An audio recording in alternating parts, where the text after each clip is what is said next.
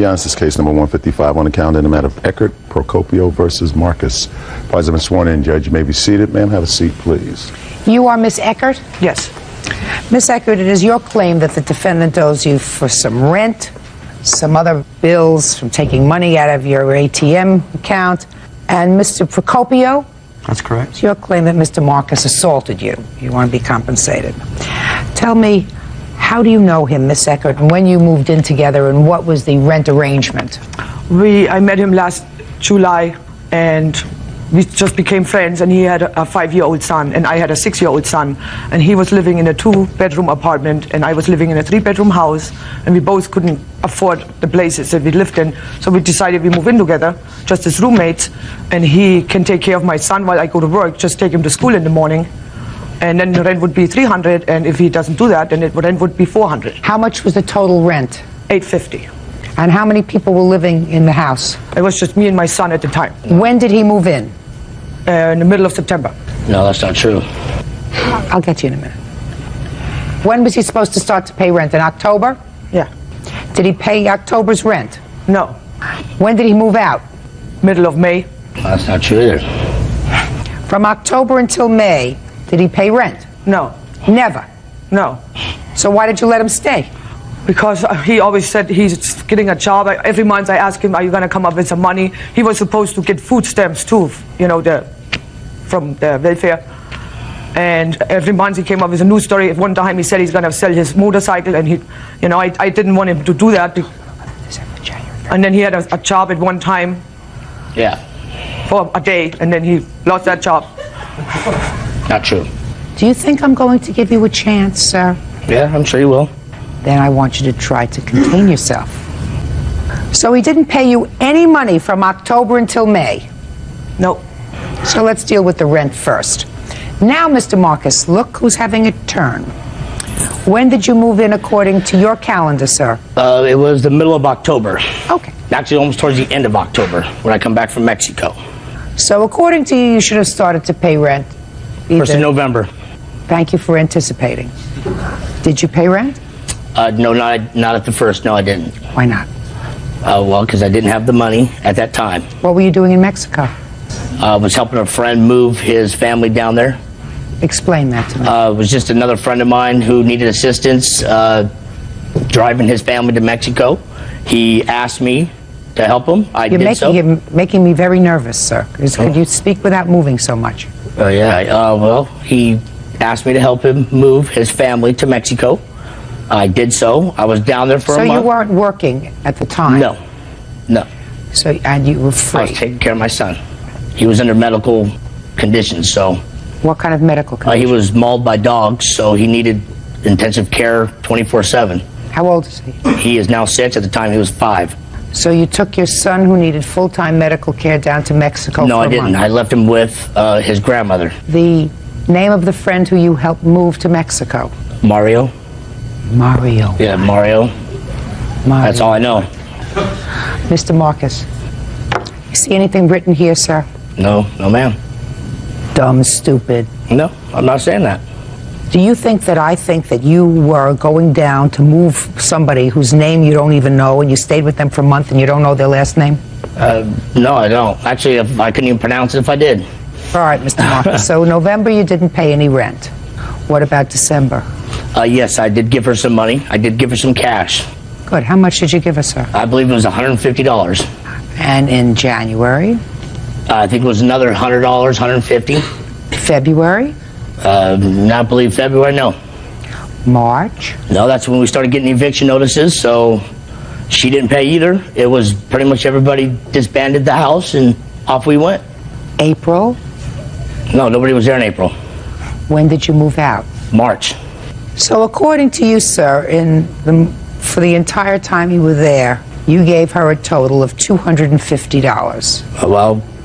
That's what you just told me? Well, partial, yes. That's what you just told me? Yes, I understand that. Partial. That's what you just told me? That's cash, yes. I bought all the food for the house. Food? Yes, food. Well, she then proceeded to move Sal in. I'm not there yet. Miss Eckert, okay. I want you to tell me about this ATM card. I've read your papers, and I don't think that you can prove it to me, but I'll listen to you anyway because I'm always trying to be fair? Well, I got my paycheck and I deposited, and my bank account was way overdrawn, and I was like, there's something wrong. So I got a statement from the bank, a printout, and I noticed that there was some stuff on there that was charged on my debit card that wasn't made by me, and there was a 1-800 number next to it. So I called it, and I got to find out it was She gave me the credit card. Go. it was a porn website. That's not what it was. Yes. That's what the guy said on the phone. That's not what it was. Okay. What makes you think it was Mr. Marcus who used your debit card? Because the guy on the phone asked me what my email address is, and I said I don't have an email address. He asked me if I got a computer in my house, That's not and true I that said she did. I want you to be quiet until I look in your direction. And he asked me if I know somebody by the name of Michael Marcus, and I said yes, that's my roommate. And he said that's the person who got the charge there on my debit. And what was the charge? You want to take a look at this? Sure. And because of that, my bank account got totally overdrawn, so I got all those overdraft charges on there too. Just tell me how much it was. But all combined with the overdraft charges, No, about forget the $200. overdraft charges. Just what you allege he charged. About $100. Now we're ready to go to you, sir.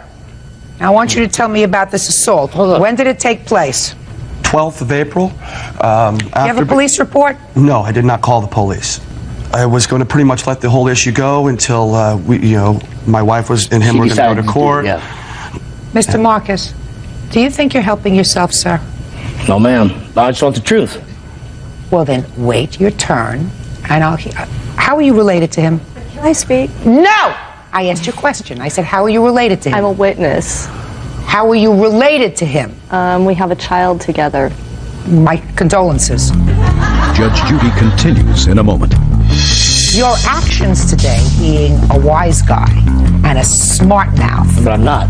but you are. But you haven't even heard my side of this whole assault thing. But you're not paying attention to me. I am You're paying as attention. dumb and as thick as this wood. And later today, He calls me and said he's in jail. To tell him out of jail. That's not true, Your Honor. I said, Mr. Reyes, not Mr. true. Reyes, could you wait until I look at you and ask you questions, please? Oh, look at me. Could you do that? Yes, ma'am. real cases, real people. Judge Judy, Heidi Eckert, and her estranged husband, Salvatore Procopio, are suing former housemate Michael Marcus for unpaid rent. Salvatore claims soon after filing the case, Michael beat him up. Now, 12th of April. Correct. After the eviction notice came, we were supposed to be out the first of the month. Heidi, First of what? April, I believe. First of April. Yeah. Why were you being evicted? Due to unpaid rent. When was the last time you paid rent? I never paid any rent. Yeah. When was the last time you paid rent? My last in February. In February. As far as the credit card is concerned, Not talking about the credit card. oh, well, it was handed to me. She knew all about I'm it. not talking about the credit card now. Well, we need to address it. If I need to address it, I'll address it. Now, get back to the date of the assault. Mr. Marcus came into the kitchen first thing in the morning and was upset about the whole lawsuit. Heidi had already, processed a claim to sue him in small claims. He was adamant that I was the one that put her up to it. And When did you move into the house, sir? Middle of November. November. Probably within the first 30 days of Mr. Marcus moving in.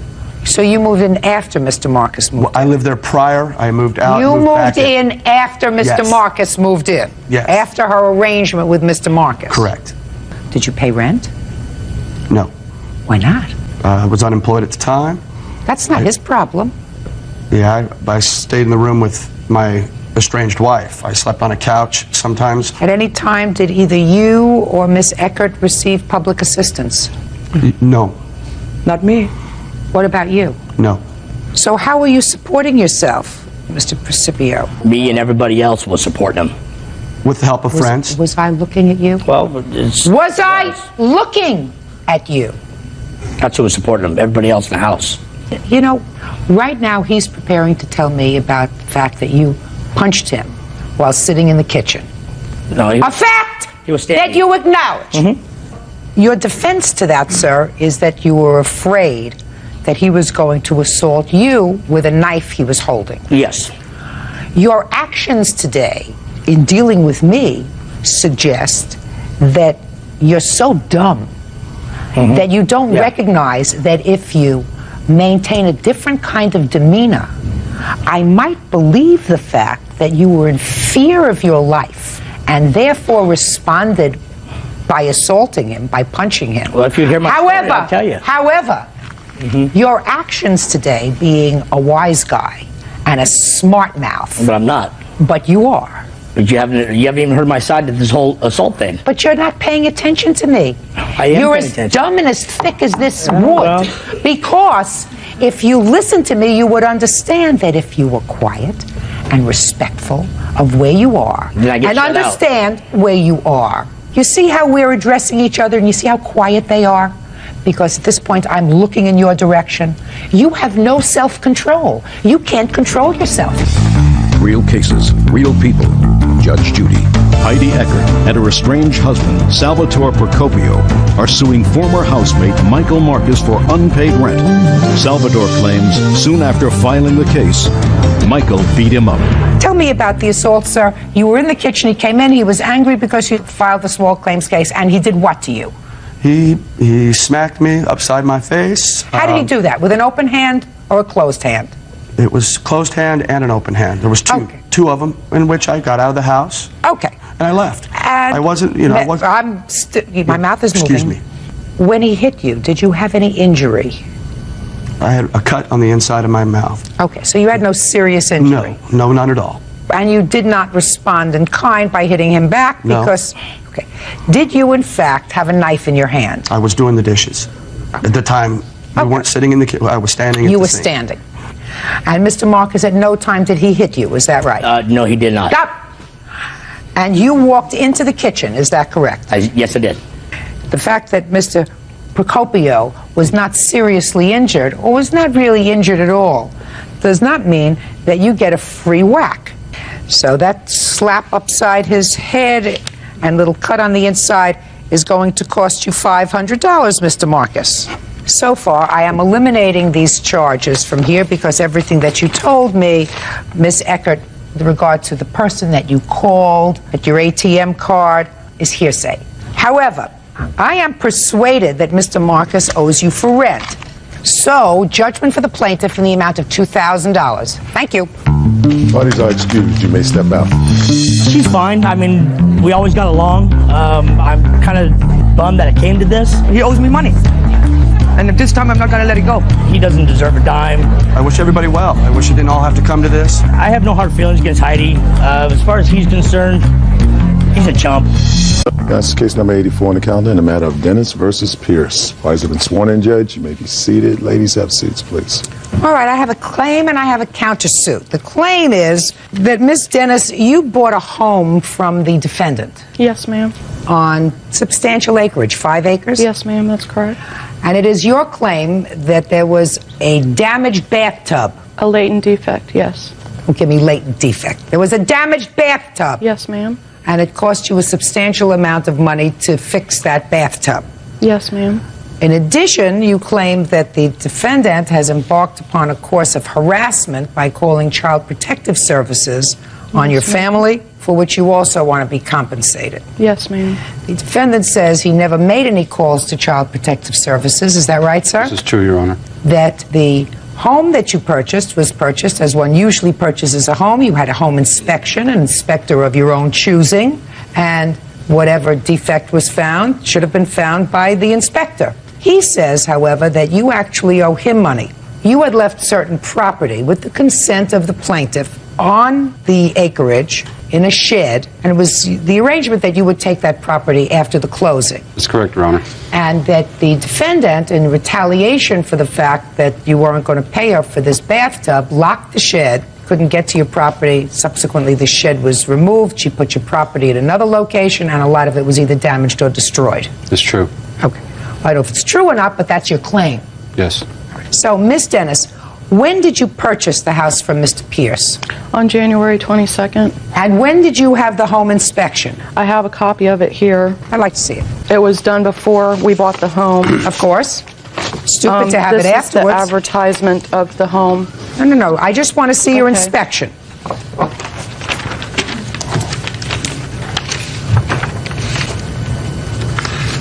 Your Honor, it claims 2 full baths, and being how one of the tubs was damaged, it was only considered 1.5 baths. Is that what you're trying to tell me?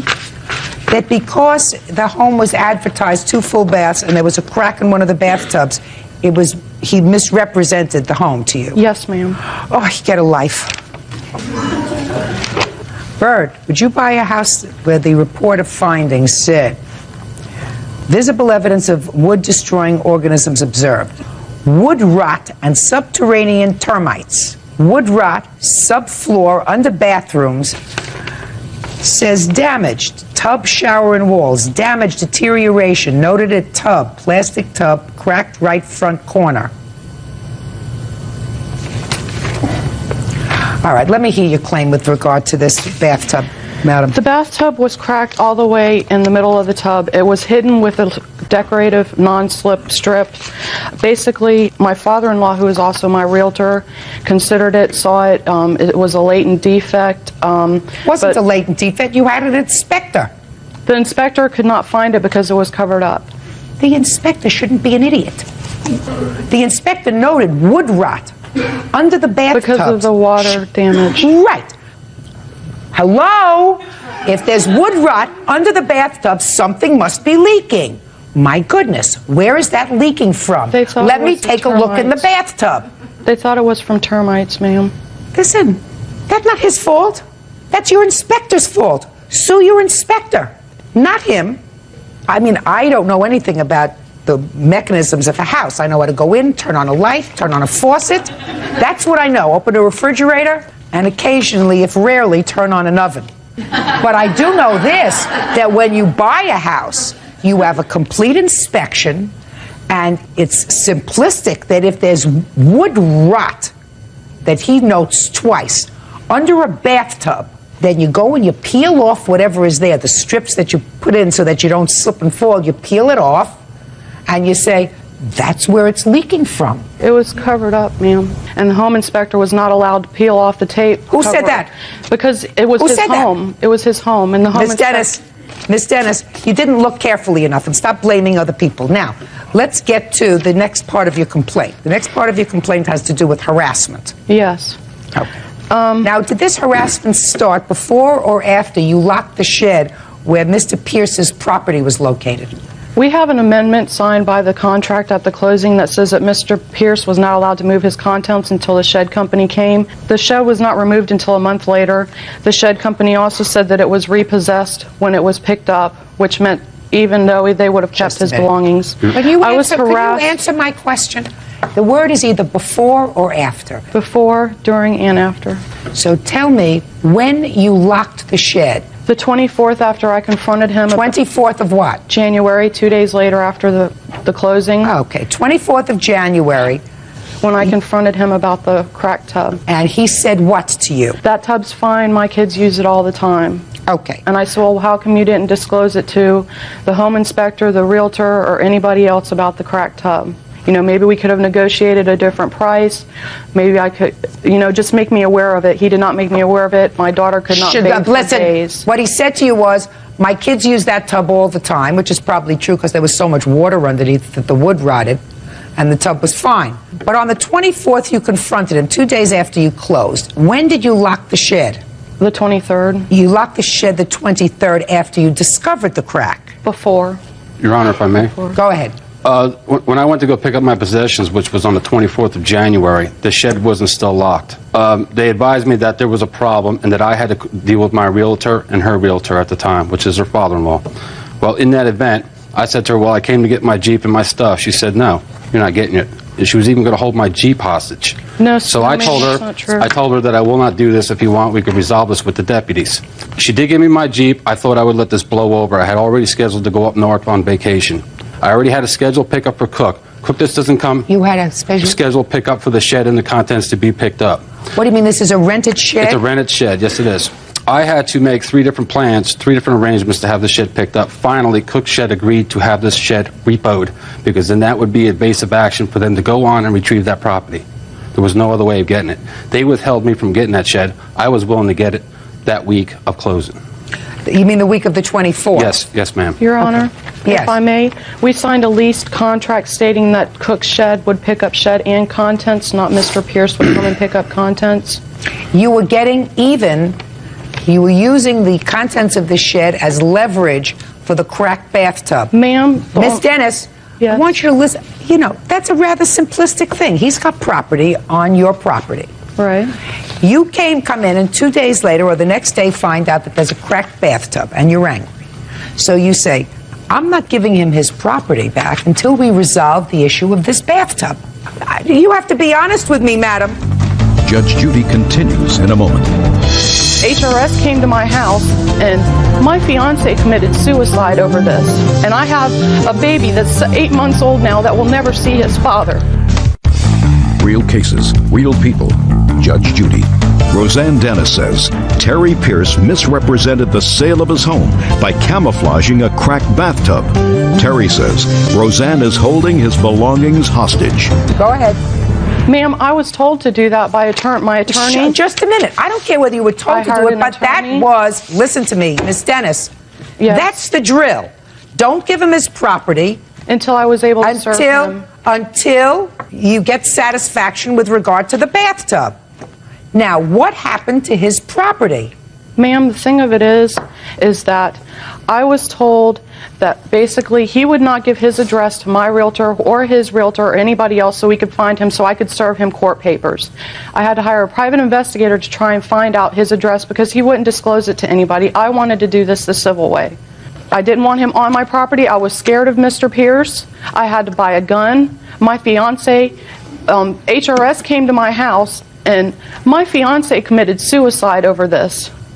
And I have a baby that's 8 months old now that will never see his father. Your fiance did not commit suicide over Ma'am, this, Miss we Dennis. were harassed by Miss HRS. Dennis, Miss Dennis. We were Let me- harassed by HRS Miss on the Dennis. same day that the sheriff came to look for his property, and he was not there. HRS came. Miss Dennis. That was a coincidence. Shh, Miss Dennis. If you've deluded yourself into believing that your fiance committed suicide over this cracked tub and everything that came from it, you are doing nothing more than deluding yourself. It caused a lot You of are problems between It us. may have caused a lot of problems between you, problems that I'm certain existed before.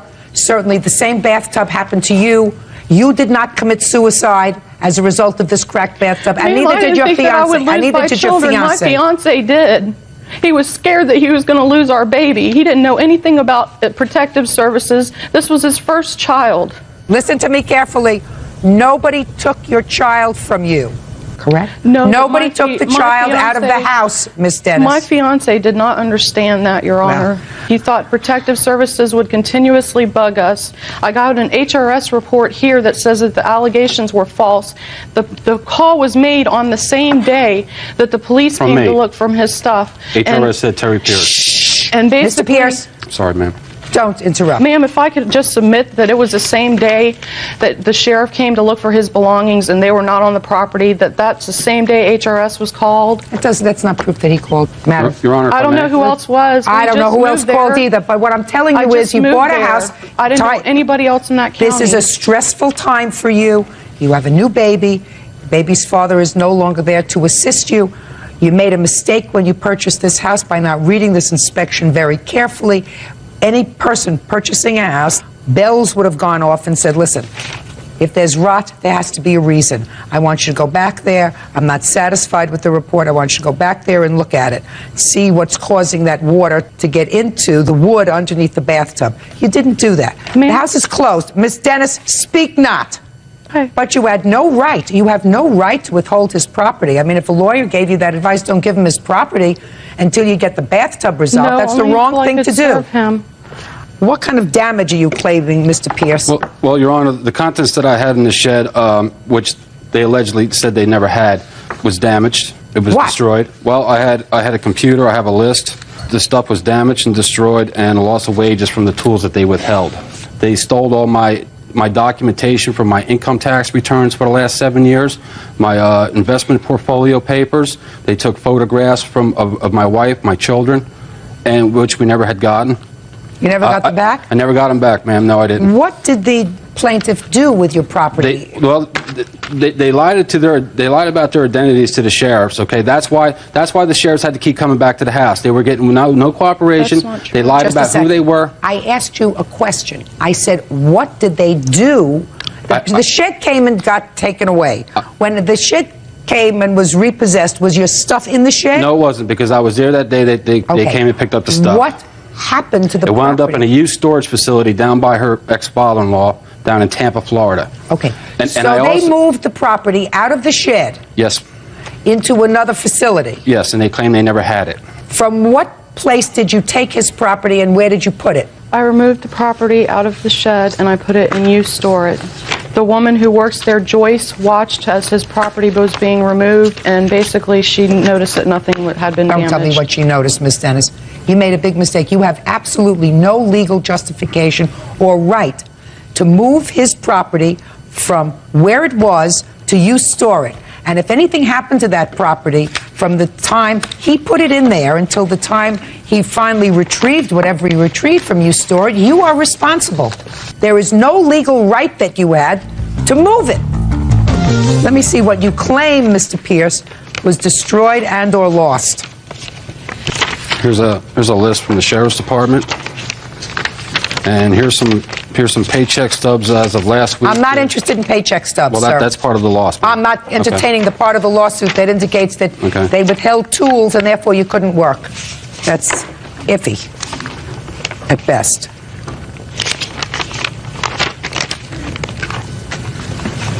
What are you showing me this? I asked you what you could There's a prove. list, an itemized list from the sheriff's department. My work tools. You never got them back? No, I never got them back. Which ones I did get back were broken. And the gentleman who owns you store it, I made him, see, I couldn't open up the combination lock because I was really upset that day. And I made the owner of the storage facility come to the place, and he opened it up in my presence, and he saw that the stuff was just thrown in there. There's no question in my mind it was just thrown in there. Ma'am, I want to see, sir, a bill for repairing the computer. I never repaired it. I just went and bought a new one. I paid $1,199 for that unit that has been broken, but I went to Gateway and I bought a new one for $799. What else? My radio arm saws, my chop boxes, tools that I use. I install windows for a living. Okay. Do you have any bills, Mr. Pierce, any receipts for the replacement of those tools? No, Is it- but the deputy who wrote up the report, he had made a list of what the stuff was worth. I'm not interested in what the deputy thought the stuff was worth, Right. Mr. Pierce. You say you need these tools for your living. So I assume if you went to the shed and the tools were either lost or destroyed, you had to replace them. Well, I did. So all I'm asking you is for the receipts so that I can see how much it cost to replace the tools that you said were missing. I didn't think to bring them because of the fact that they were written on paper. I showed the deputy report. Just a second. Give this back to me. This is nonsense. Your Honor, Okay. nothing was damaged or broken. Just a second. Mr. Pierce, I'm not stupid lady. I know you're not. But Fine. Then when you come to court, you don't tell me what a deputy thought your tools were worth. I had to prove what to you them. do. What you do is you bring receipts to court Right. so that you show me I bought this saw and this is what it cost. You're right. All right. So you don't have that. What else? That's about it, except for the Your Honor, may I loss say of something, wages. Who are please? you? She's my Ma'am, mother. I'm Marguerite Dennis, Roseanne's mother. Sure. What do you have Co-owner to of the- contribute to this? May I address the court? Sure. Thank you. Okay, in a separate transaction from purchasing the home, we bought some furniture, and inadvertently, not realizing what all we had bought from his wife, he packed one of the pieces of furniture that we had bought. So he agreed to bring it back to us the next day. What was that piece of furniture? It was a wicker love bench. Okay. And at that time, he was welcomed onto the property to get his vehicle. And at that point in time, he had every opportunity to go to the shed, get his work tools, or get whatever else he wanted to. Common sense would just tell me that if you're given the opportunity to go into your shed, you inadvertently or purposely left tools that you need in order to do your job, earn your bread and butter, you're going to go and get them. You're going to retrieve them. Or take them when you That's move. not true, Your Honor. All I I'm gave- telling you is, Miss Dennis, I'm not giving him any money for the tools because he cannot establish to my satisfaction what those tools were. I understand that, Your and Honor. how much it cost to replace them. I'm also telling you and your daughter that it was the wrong thing to do to move any of his property off the property I until you understand that, store Your it. Honor. And I don't care who gave her that advice. It was very bad advice. Ms. Dennis, while I'm awarding Mr. Pierce $800 on his counterclaim, and that is really for the computer, because I don't think you can buy a new computer for less than $800. Ma'am, I have a repair bill for the tub. I am not. I know you don't. I am telling you, that's your fault. If you hired an inspector that didn't do his job, it was covered up by did you no-slip grip. understand me? You know, I can't say it to you more than 10 times. If an inspector notes rot under a bathtub, you look further. He could have disclosed it because it's against the law. Oh, to gee, not Miss Dennis, disclose you just don't get it. Take responsibility. Your Honor. Just a second. Okay. Did you give them back the wicker bench? That's the day I found out that I was not allowed to go into the shed and get my property. Okay. So they're lying about No, that ma'am. also. Okay, I'm We didn't dismissing get the that. claim, and on the counterclaim, I'm awarding Mr. Pierce $800. That's all. And now the next case. All parties in the matter of Stewart versus Cobb. Step forward, please. Store manager Sandra Stewart is suing dietary aide Lynn Cobb for damaging her rental truck when she beat it with a stick. Lynn says she caught Sandra with her boyfriend. All right, Miss Stewart, one evening you were sitting in a truck that you had rented. It was about 2 o'clock in the morning, 3 o'clock in the morning? After 3. And you were sitting in your truck with the handsome and affable Bruce, who happened to at that time have been her boyfriend. Correct. You didn't know her. No. And according to your complaint, Miss Cobb is out looking for Bruce and finds you and Bruce sitting in your rental truck Correct. and proceeds to go ballistic on your truck, Correct. hitting it with a stick and causing a whole bunch of damage for which you are responsible to the rental company, and they are billing you some $624, and you want Miss Cobb to pay. Correct. Ms. Cobb says she didn't hit your truck, she just hit you. So, tell me when this was and what you were doing sitting with the handsome and affable and I see absent Bruce. Right. That happened on August the 31st of this year at my job. I was working for the Star and Press. My position was a field rep.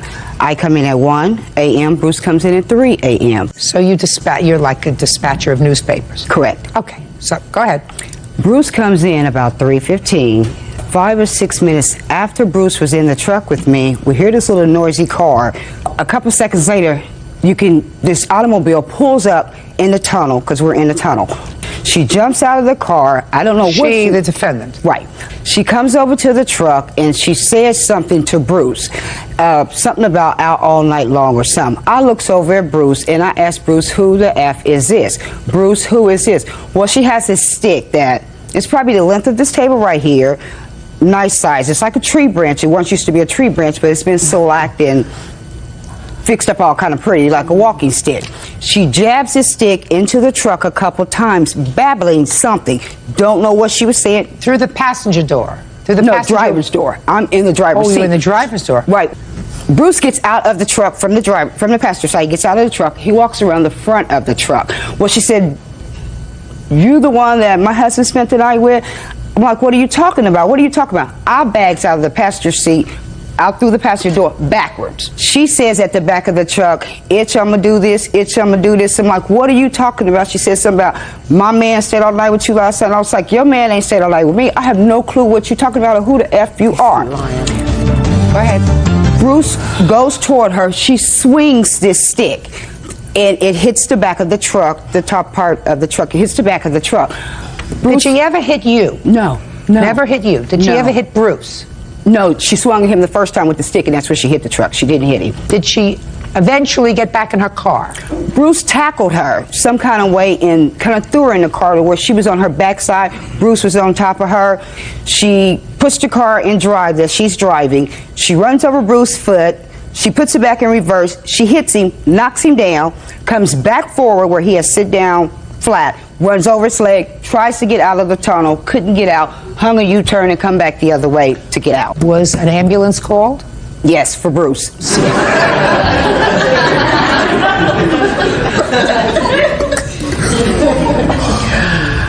Was he taken to the hospital? No, he wouldn't go. He's been run over 3 times according to your story. She ran over his foot, she hit him, knocked him down, came back forward, across him. Okay, let's go. I did not hit her truck. We was running around the truck. What were you doing there? I came to see who he was with. Why? Because I wanted to know. You married to him? No. But we've been together 11 years. I wanted to know. Why were you angry with her? What she's not telling is that I had called him on his cell phone and we had our talk or whatever. He didn't turn his cell phone off. So I heard the whole conversation of what was going on, blase school, blase school. Okay. So, what are you mad at her for? I was mad at both of them. What are you mad at her for? Because she was with my husband. Just a second. A, you don't have a husband. Well, she was with my boyfriend. Well, so you be mad at him? How do you know I'm what he mad at told him her? too. How do you know what he told her? Okay. How do you know what he told her? I don't know what he told her then. Right, so what are you mad at her for? Okay, I'm not mad at her then. And where did Bruce go on the 31st of August? He went to work, I guess. And did he come home? Yeah, eventually. So the two of you made up? We made up eventually, but, you know. He came home? Yeah, he came home. Can I see the damage to the truck, please? And Judge Judy, there's another automobile, my truck, she damaged Monday night, this Monday night. Just for my information, where was your car or truck that you damaged this past Monday night? I stopped at my sister's before going home to get things together. It's like 8:45 p.m. Went into my sister's house, came back out about 5 minutes till 9. She approached me from behind this building. I had my 2-year-old by the hand. She walked in front of me. She says, "Now what? Now what? What about tomorrow?" I calls my sister name because she always watches go to the automobile. I said, "Lauren, come get my baby." She stepped right out of the door, grabbed my baby. "Sandra, what's wrong?" I said, "Just get my baby." Then she sees Lynn. She says, "No, you got somewhere to go. You got a plane to catch. Come on in the house. We're going to call the police." When I come back out with the baby, after I gave the report with the police, come back out to get the baby, the police is in the parking lot next to my Ford Explorer. Says, "Sandra, look, my tires are cut and my truck is keyed." I'm not going to ask her to respond to that because this is a complaint that's still open. But I certainly think that if it's true, Ms. Cobb, if any part of it is true, that if you even saw her on Monday night, you're making a big mistake. Because you want to know something? Old Bruce isn't worth it. Sure ain't. I just want you to think. You have children? Yeah. How old are your children? My children are grown. Well, your grown children don't want to have to come and visit you in a lockup. Right. Ms. Cobb, I have to make a judgment, and I have to make a judgment that if someone is angry enough to get up at 3 o'clock in the morning, go out in their car and search for their boyfriend, who they believe has been fooling around with somebody else, and they find them in a truck, that if I am to believe you, did absolutely nothing as a result of that. Now, Miss Stewart would seem to me is a relatively normal person. If you had hit her with this stick, as you suggest, rather than hitting your truck, there is no way that the police would have let you go. So I have to make a judgment whether I believe that you did nothing. And I don't believe that you did nothing. I believe that you did something. And I believe that you damaged the truck that she was driving in. Now, the rental car company is charging her for these marks that were made on the truck, $624.65, and I believe that you are responsible for that. And I'm going to reiterate, Ms. Cobb, you don't seem like a bad person. I'm not. I don't know whether Bruce is a bad person, but all I can tell you this, Bruce isn't going to be standing before a judge. You are. Right. Is he worth it? No. Good. Goodbye. This case number 322 on the calendar in the matter of Newens versus Newens. Parties have been sworn in, Judge. You may be seated. Ma'am, have a seat. Mr. Newens, when were you and the defendant married? We were married in June of 1997. Or, excuse me, 1987. And when were you divorced? August of 1996. Do you have children? We have 4 children. From 1987 till 1996, in what state did you reside? From 1987 to 1996, we resided in California and in Wisconsin. When did you reside in Wisconsin? From 1992 to the beginning of 1994. I ask you this because the timeline here is quite important. Yes. According to your complaint, after your divorce, you and your former wife were arrested here in California. And you were arrested on outstanding warrants from the state of Wisconsin for welfare fraud. According to you, there was an agreement between you and your former wife that if you paid whatever fines there were in Wisconsin, which amounted to $4,800, she would give you credit for $2,400 towards what you owed her in child support. Correct. Now you've been summoned to court, and you've been told by the judge that you have to pay those arrears, which are probably more substantial than $2,400. Yes, ma'am. And you said to her, what about the agreement we had, that you would give me credit for half of that? And she said, we don't have an agreement. So you want $2,400, which is her half of what you paid to the state of Wisconsin in order to get rid of all the charges pending against both of you. Correct. You were in the state of California when you were arrested, is that right? Yes, ma'am. And you had an attorney? No, ma'am. Who told you that if you paid this $4,800, you wouldn't have to go back to Wisconsin to surrender yourself? The district attorney of Outagamie County, Wisconsin. Now, tell me what the welfare fraud was about from 1992 to 1994. I believe it's for food stamps and medical aid. How come there was fraud, sir? I believe there was fraud because we left the state as we were on welfare to move back to California without notifying the welfare department that we were moving. You were on welfare in Wisconsin. We were not collecting money, Your Honor. We were collecting food stamps and we were collecting medical. Benefits. You were collecting welfare benefits. Yes. Is that because you were unemployed? I was unemployed at the time. Who were you living with? Nancy and I were renting a house. Who paid for the rent on the house if you were unemployed? We paid for the rent on the house. How? Because I got a job at installing garage doors. I wasn't employed the whole time. And it wasn't a sufficient amount of money to support the family. That's why we went for aid. So your wife stayed at home with the children? She did. So you're telling me that they sued you for fraud for $4,800 because you left the state and they didn't have to pay you money anymore? We basically left the state, and instead of tracking us down and figuring out that they wanted all of their benefits back, which totaled the $4,880. Probably the only person in creation that I know that happens to. Usually they say, wow, they're out there with California's problem now. Now, Mr. Newens, how much do you owe in child support, sir? $10,000 in child support and $10,000 in alimony. How come you haven't paid any money? Well, I've actually paid a lot of money, Your Honor. The reason being is because in the state of California, your ex-wife or whoever's receiving the support can go back at any time and ask for an audit of the payments, which she did. And I had a court order for my employers to pay her directly, which they did, but I had to prove it, and these two employers were no longer in business, so I could not find the record of payments. So you're telling me that the judgment was entered against you and you have to pay arrears on $20,000 for money that you paid? Yes, ma'am. Did you have a lawyer representing you this time? No, ma'am. But the litigation went for a whole year. Ma'am, I can't afford a lawyer. I work 60 hours a week to support 4 kids. My ex-wife, since the day we married, has not worked at all and still doesn't to this day. She solely relies on my support to support all 4 kids. Let me ask you this question, Ms. Newens. Now we're going to come to you. He says that you were receiving partial benefits. Is that correct? Mm-hmm. Do you have any idea why you were charged with welfare fraud? It was explained to me when, without notifying the county about our moving, there was a warrant automatically slapped on because there was an outstanding amount that needs to be paid back, like $700 and some odd. For what? For overpayment is what they called it. So you were notified that you were receiving an overpayment of $700 while you were living in Wisconsin? Yes. And you left without paying that amount? Yes. They were charging us interest and stuff because of penalties on that. Now, your former husband says that he paid you this money, this $10,000 in child support and $10,000 in alimony. Is that true, that he's paid you this money? I have, Your Honor, from the month, some partial payments, and for the last month of October, I received... Look at me. Now you can speak. Okay, I'm sorry. $29.90 for the month of October. $500 for the month of September, and before that, nothing. Payments are coming, and they partial payments, whole payments, every now and then, off and on through the last couple of years. Did they come right out of his check? He's self-employed.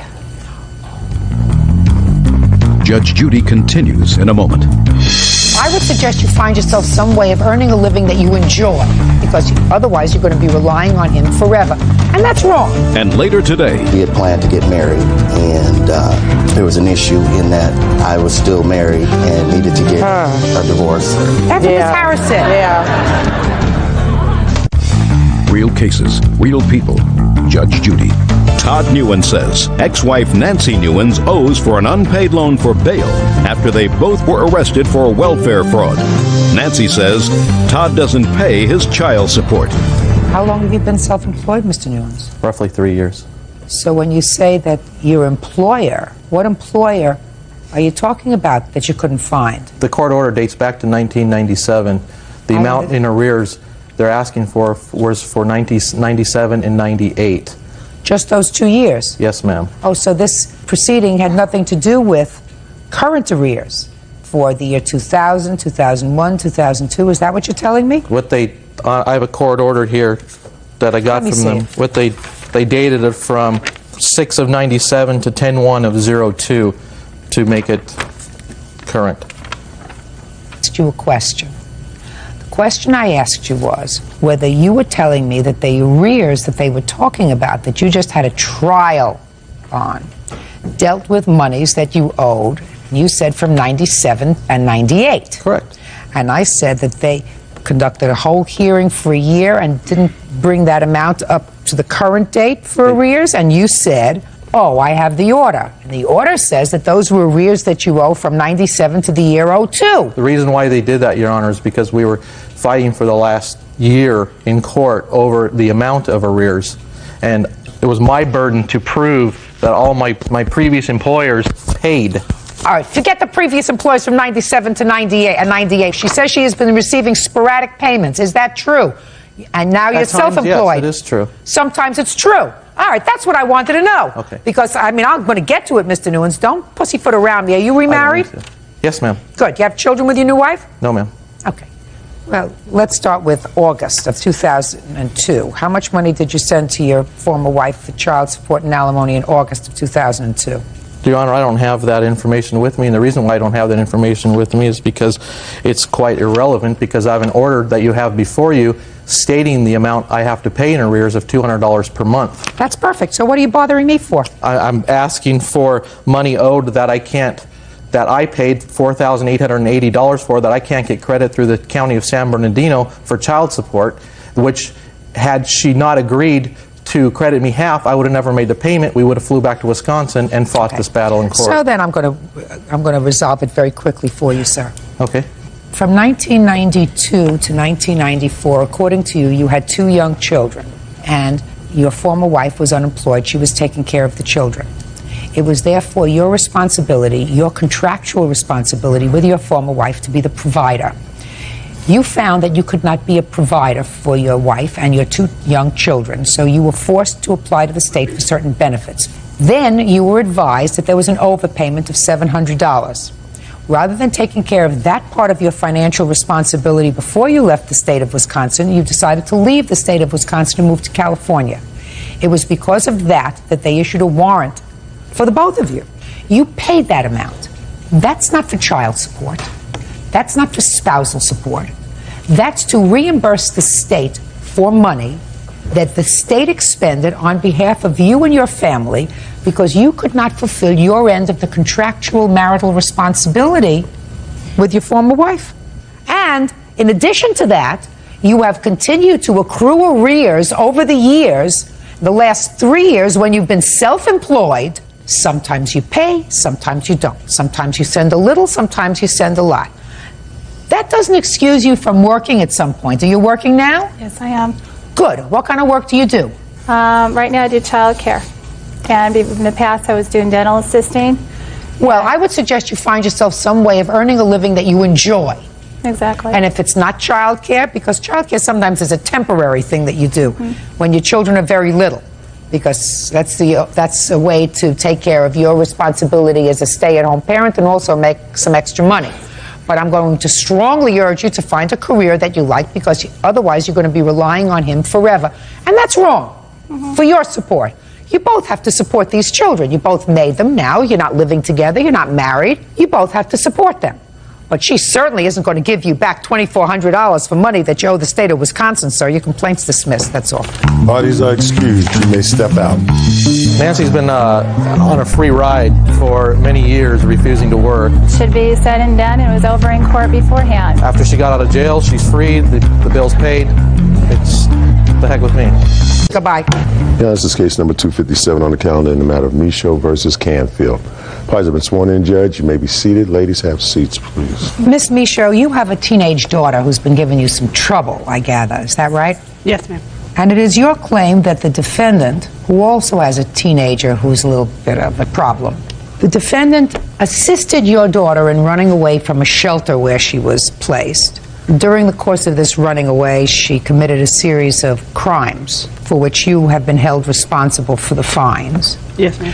And you are suing her for interfering with your daughter's custody, Yes, ma'am. which caused you not only emotional distress, which you are suing for, but also the payment of these fines that you had to pay through the courts for the various crimes that your daughter committed while on the run. Correct. And you say that that was facilitated by the defendant's conduct in harboring her. Correct. The defendant says that she didn't know that all of this problem was going to develop when she went and picked your daughter up from a gas station where she had placed a call, that she in fact tried to get her to return and turn herself in when she found out that she had done some of these things, that she was really only trying to help. Yes, ma'am. Where's your daughter? Over there. This in the black, ma'am. Step up here. What's your first name? Amber. How old are you, Amber? 17. How old were you when all this trouble started? 17 or 16? 16. Does the defendant have a daughter who's a friend of yours? She used to be my friend. What's her name? Lissy. Spell it. Lissy. Now, where were you and Lissy? Were you in a facility, in a shelter? We were in Antrim Girls Shelter together. And how did you get to this girls' shelter? I was put in the girls' shelter for not going home for a week, the week I stayed at Lissy's house. So your mother put you there? No, the judge put me there because I was on probation and I was court ordered to be home. You were on probation for what? A lot of stuff. I don't remember exactly. Well, was you on probation for stuff that involved your mother or stuff that involved the rest of the community, like shoplifting and stealing? Stuff that involved the rest of the community. So you had been arrested for committing a series of petty crimes? Yes. You were placed on probation. A condition of your probation was that you were to stay at home. Yes. And have a curfew. And Yes. do all the other things that a normal 16-year-old does. Yes. And you violated your probation according to you. I'm just trying to put this in English so that everybody, including Bird, understands it. Okay. So you were told that you had to do everything right, and then you wouldn't go to jail. Yes. But you didn't. You went to stay at Miss Canfield's house with Lissy for a week. Yes. And then you were placed in this shelter by the judge because you violated the terms of your probation. Yes. When were you placed in the shelter with Lissy? We met up in the shelter. I've been to the shelter like 3 times.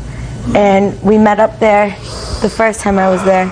And then it was Thanksgiving time. I stayed at her house because my probation officer told me that if I didn't stop getting in trouble, he was going to put me back in the shelter.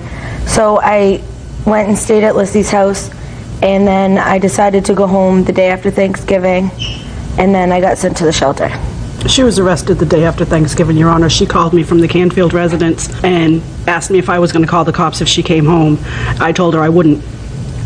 When I hung up from her, I called the police station and told them, my daughter's on her way home. This is what we're going to do. I'm going to call you and tell you that she's here, and hang up the phone. And when she pulled in the driveway in the Canfield truck, I called the Dover Police Department and said, Amber's home, and hung up the phone. And the next thing I know, there was cops everywhere.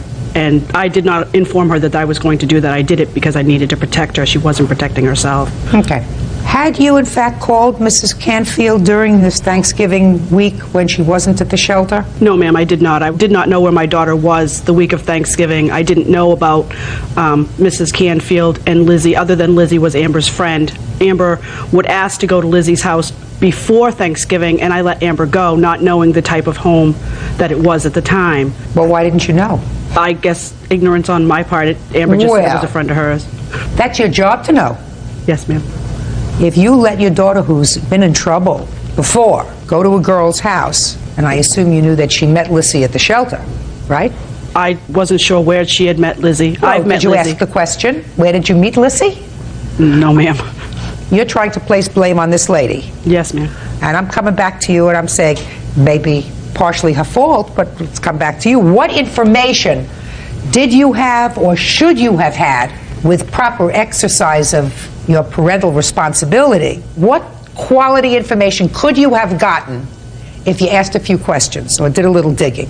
You would have found out that Lizzie was a girl that she met at the shelter, right? Yes, ma'am. So that would have told you one thing.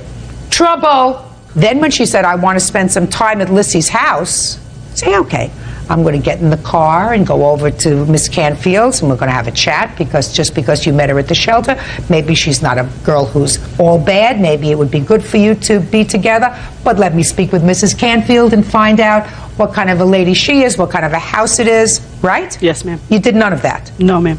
So there's a little, on your side, a little blame. Yes, ma'am.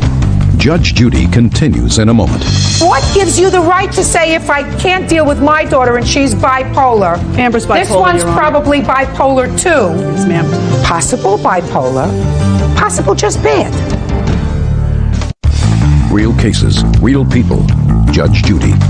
Gail Michaud says when her daughter, 17-year-old Amber Burley, ran away from home, she was aided by Lisa Canfield. Gail says during that time, Amber committed a series of crimes. Now, when you ran away, Amber, you committed another series of crimes, am I correct? Yes, ma'am. Like, what did you do? When I left the shelter, I left with their van and... The shelter's van? Yeah. How industrious of you. Yes.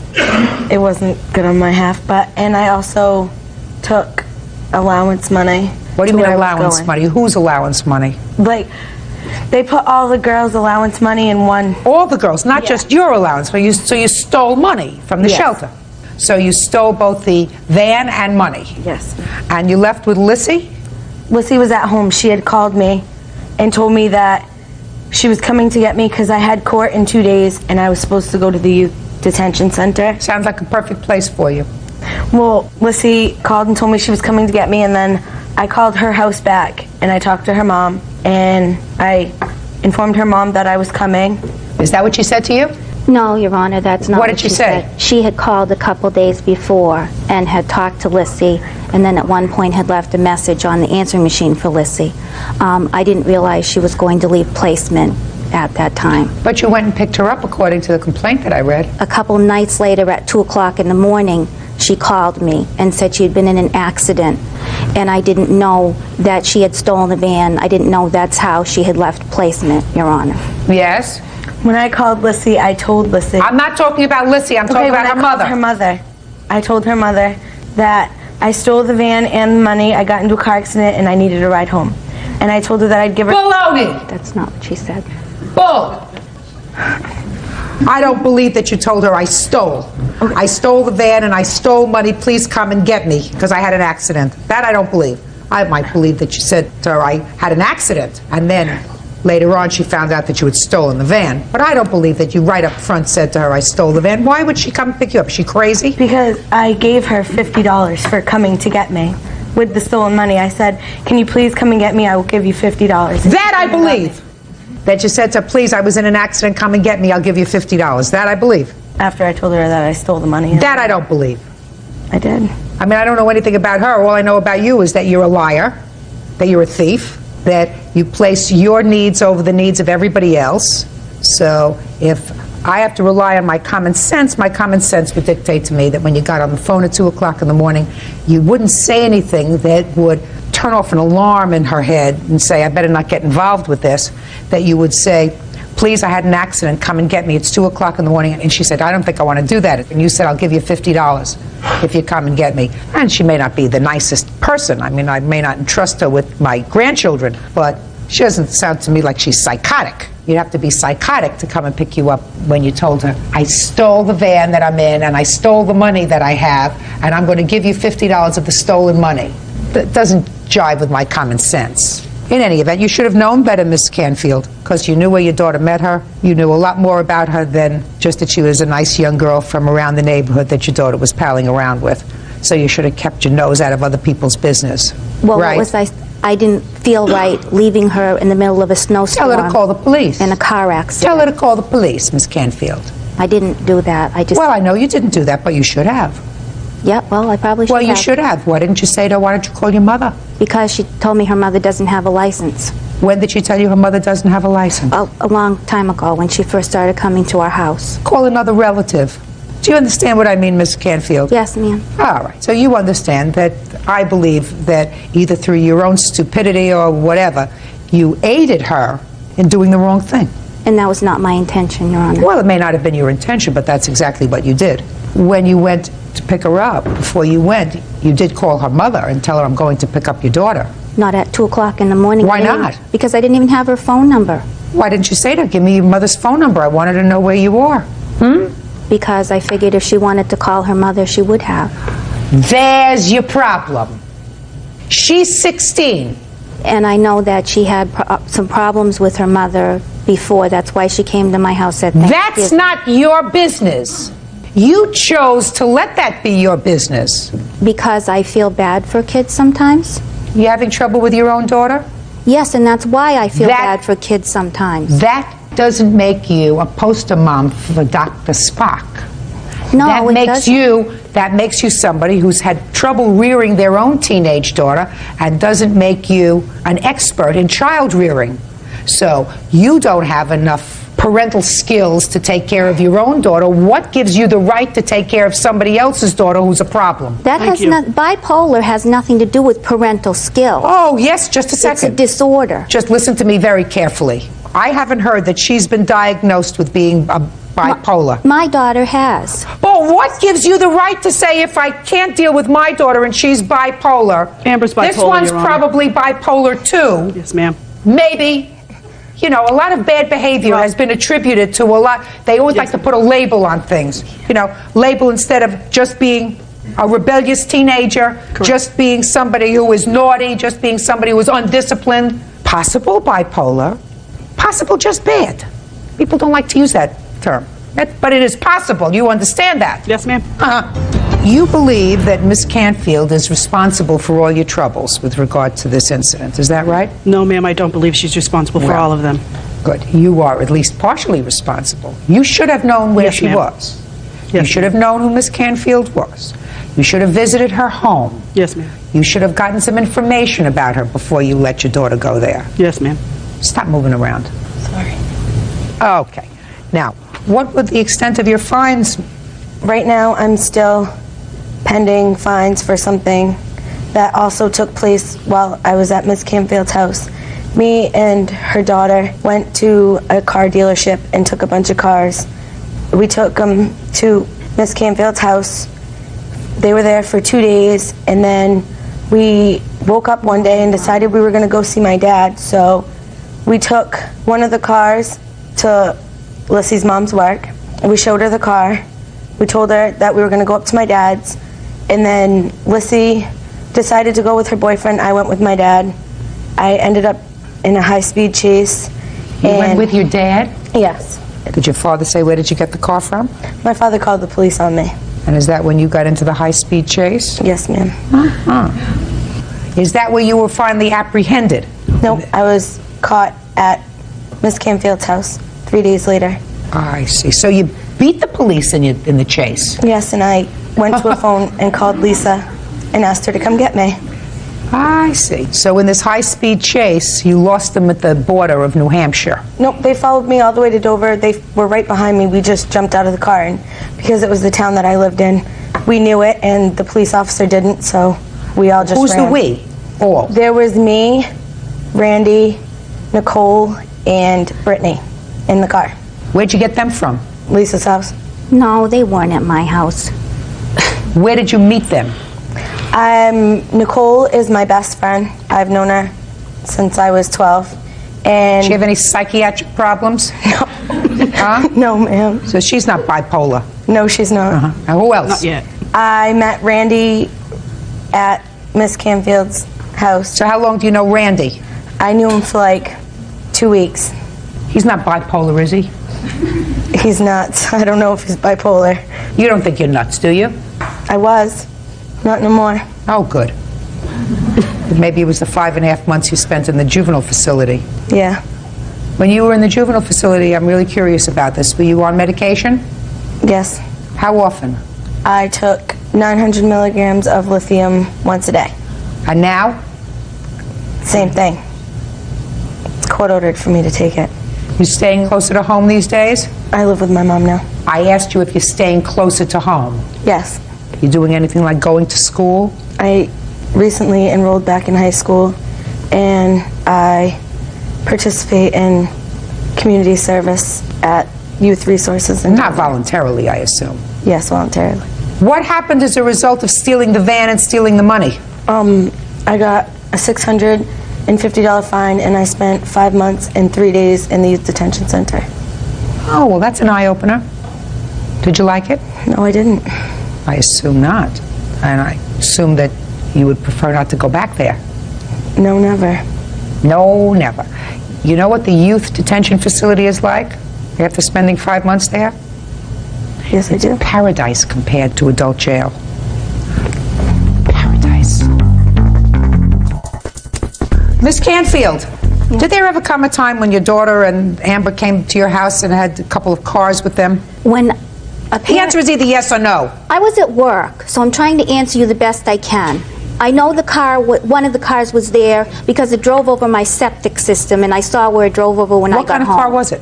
I have no idea. Was it a new car or an old car? It was new. New car? Yes. Didn't you ask about it? Well, it wasn't at my house when I got home. I just know there had been a car at my home because it drove over the back lawn. Didn't you ask about it? Yes. And what did your daughter tell you? She said they had taken a car, and I told them to take it back. Did you call the police? No, I did not. Look, your problem, Miss Canfield, in all of this is that I gather from the papers that you either were found guilty or pled guilty in the criminal court to somehow interfering with the plaintiff's custody of her daughter. Is that true? In order to get the deal, I had to plead guilty to all charges. There you go. So you pled guilty? Yes, I did. Ms. Canfield, as I indicated to you before, even if I didn't find that you were responsible in any way for this young lady's antics, you already acknowledged that you were responsible for this young lady's antics, or at least partially responsible by your guilty plea in the criminal court. Well, I think that her mother is more responsible than she's willing to acknowledge in not making sure where her daughter was. Ma'am, I when she take wasn't with her. responsibility for what Good. Well, then you're I suing do the in my plaintiff for $5,000. That includes your emotional distress, part of which you're responsible for. Yes, ma'am. And the fines. So I think so far she's responsible for all the fines, and you're responsible for your own emotional distress. Judgment for the plaintiff in the amount of $650. That's it. And now the next case. All parties in the matter of Brennan versus Brennan. Step forward, please.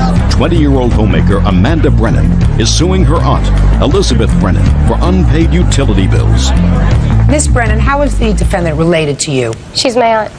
According to your complaint, she owes you for some utility bills that were put in your name, but for her home. Yes, ma'am. Because of some credit problem that she allegedly has. Yes, ma'am. Your aunt says that you actually lived there rent-free. She paid the rent and you paid for the utilities. Is that your defense? Did you, in fact, live with your aunt at any time? No. You did not? No, I did not live. Did you stay with her at any time? I would stay with her here and there to help her out while she took her boyfriend to work, and I watched her son in the morning. When did you put the utilities in your name? The cable bill was put in my name in her home for 2/28/01. The PG&E Energy was installed on 2/14/01, and it was disconnected at 11/2/01. The water was I'm not sure about that. You must have gotten bills for it. No, it all went to her home. She got the bills. All right. So in February of 2001, tell me why you put the utilities in your name. Oh, well, at one point she was living in West Wyoming. At that time, I did live with her in West Wyoming. When was that? It was, I believe. Was that in February? No, not in February. Those bills were from February of 01. Tell me how they got to be put in your name. She could not get anything put into her name because she had bad credit. She helped me out through problems that I was having. I had a drug problem. She helped me out with that. She helped me out with helping me get an apartment and all that. And with How did she help you? her landlord that she knew in West Wyoming that she was living with, she asked him about an apartment, and he showed it to me and he gave it to me because of her. So when she moved to this place in Pennsylvania, you still didn't tell me how the bills got to be put in your name. She asked me if I would put the bills in my name because she could not turn them on in her name because of her bad credit. She had to And put you her had money. good credit? I didn't have good credit, but I had fair credit. And where were you living at that time in February of 2001? I'm not sure if I was living in Dallas. I'm not quite sure about that date. I'm not. Well, you have to. Where was she living? She was living with me because I moved from West Wyoming to Hillside Ave. Me and my boyfriend moved her out of Dallas, moved her into my house where I stored her stuff. And she lived with me up until February 16th of 2001. Of 2001. When did she move into your house? She moved in February 9th. Plus, she stayed over after that. I'm not talking about staying over, Miss Brennan. I'm talking about living with you. She only lived with you in this location for a couple of weeks. Mm-hmm. And that's the place where the bills were put in your name. Yes, ma'am. So she asked you to put the bills in your name. Yes, ma'am. And you were, in fact, staying there for a couple of weeks. Come on. Yes, ma'am. Come on. Yes, I ma'am. mean, I have a lot of things to do today. Yes, ma'am. And then you moved out. Yes. Where did you go when you moved out? I moved to Church Street, a couple blocks away from her. Is that right? Yes, she did move out. Fine. Now, the time she moved out, what did you do with the utility bills? I asked Amanda to, I didn't even ask Amanda to put them in my name, in her name for me. I didn't even know about it. My sister did. How did you think you were getting water? You said to me, I didn't even know she put the bills in her name, but you knew you had water. I didn't ask her to put them in her name for me. I never asked Amanda to do that. Real cases, real people. Judge Judy. Amanda Brennan says she co-signed on utility bills for her aunt, Elizabeth Brennan. Amanda claims Elizabeth owes over $1,700. How many months worth of bills do you have there? I have From February of 01 until when? February the 01. PG&E Energy here, from when I called, it was April 8th of 2002. Judge, I moved out of Hillside Ave because of the gas bill being too high. Did you ever pay the gas bill? Did I? No, Amanda. Did you ever pay the gas bill? No, I didn't. Did you ever pay a cable bill? No. Did you watch cable? I wasn't there all the time to watch it. Give me a break. Will you please just answer my question? When you turned on the television, I didn't ask you whether you sat there with your eyeballs glued to the television for 24 hours a day. You flipped on the television and you watched it, so you had cable, right? Yes. And you had water. And you had energy. Did you ever pay any of these bills? No. Why not? Because we were disputing them, because Amanda called PUC to dispute them to see why they were so high. And there was, I didn't... Just a minute. Forget that one bill. Why didn't you pay the cable bill? Because Amanda told me I didn't have to. Oh, that's ridiculous. That's ridiculous. And it doesn't make sense. And what about the water bill?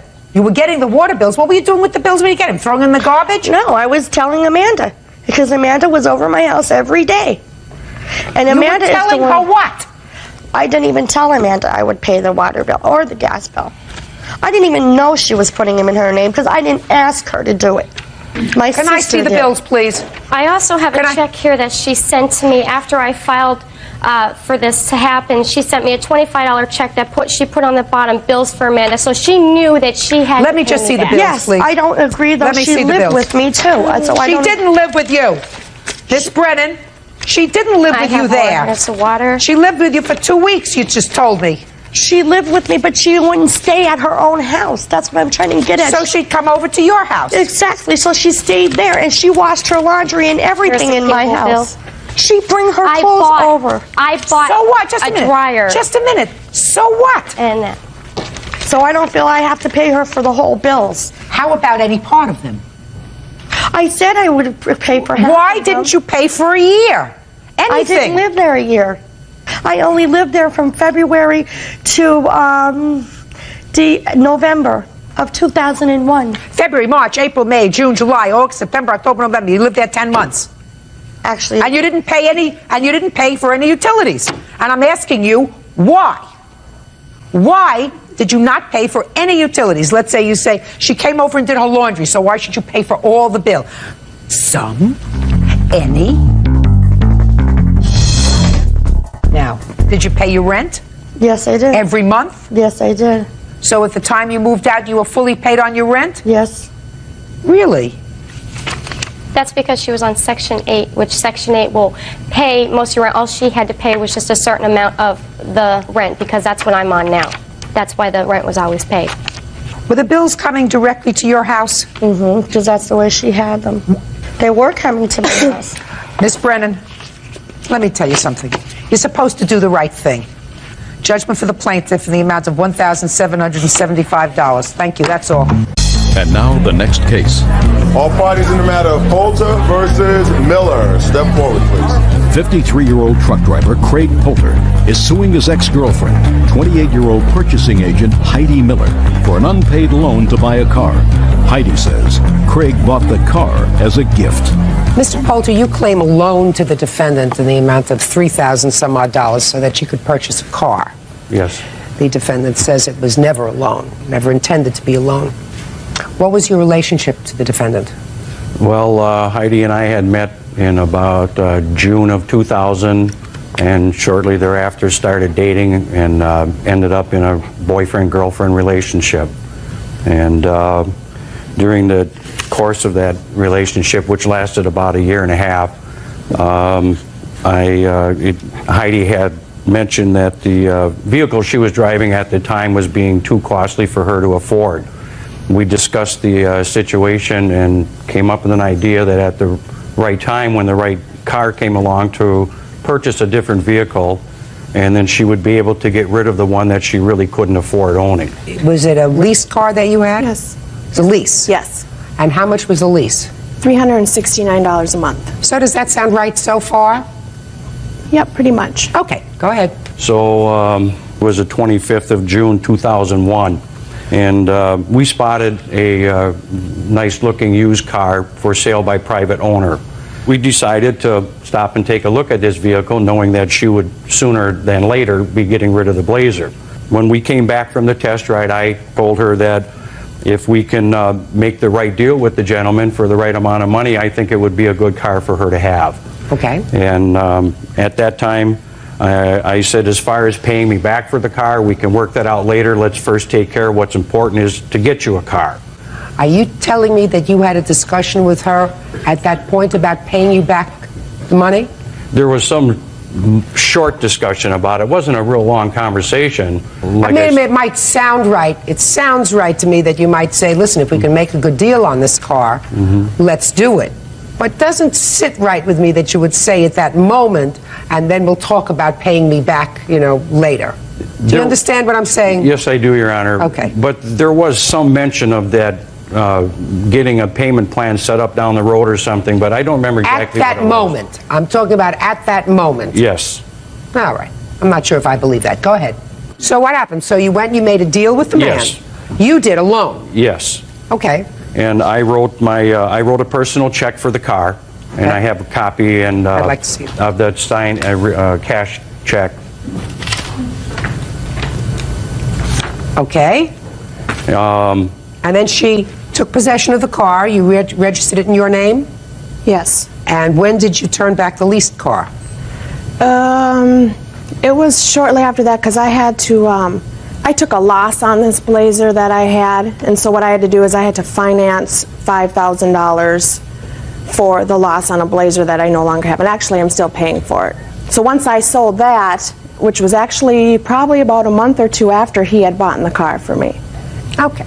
So now, when did you and the defendant end your relationship? It was towards the end of 2001. Between June, when you purchased the car, and December, did she make any payments to you? No. Did you have any discussions about it? Yes, I did, Your Honor. As a matter of fact, I have two separate emails from 2 separate days where I had mentioned to her by email about wanting repayment, and her replies are on my emails. Your Honor, my comments are highlighted in blue and hers are in yellow. Real cases, real people. Judge Judy. Craig Poulter says ex-girlfriend Heidi Miller owes for a loan to buy a car. Heidi says Craig has been harassing her. Would you show this to the defendant, please?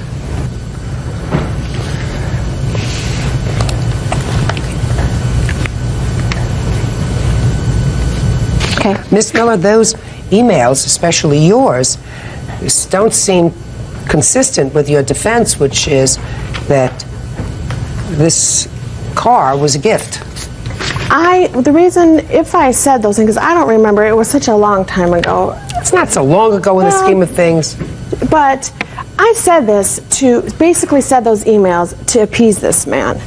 He's very controlling of me. I had to get a restraining order against him after all this whole thing. It was just to get him to back off. Just a second. These were in September. You didn't break up with him until later on in the year. Actually, we broke up in September. It was such an on and off relationship. Well, then it was back on again. No, it was not. Well, you want to go on and continue then and tell me about these emails that you sent, which seem to indicate that he was telling you, don't worry about getting a part-time job to start to pay me back.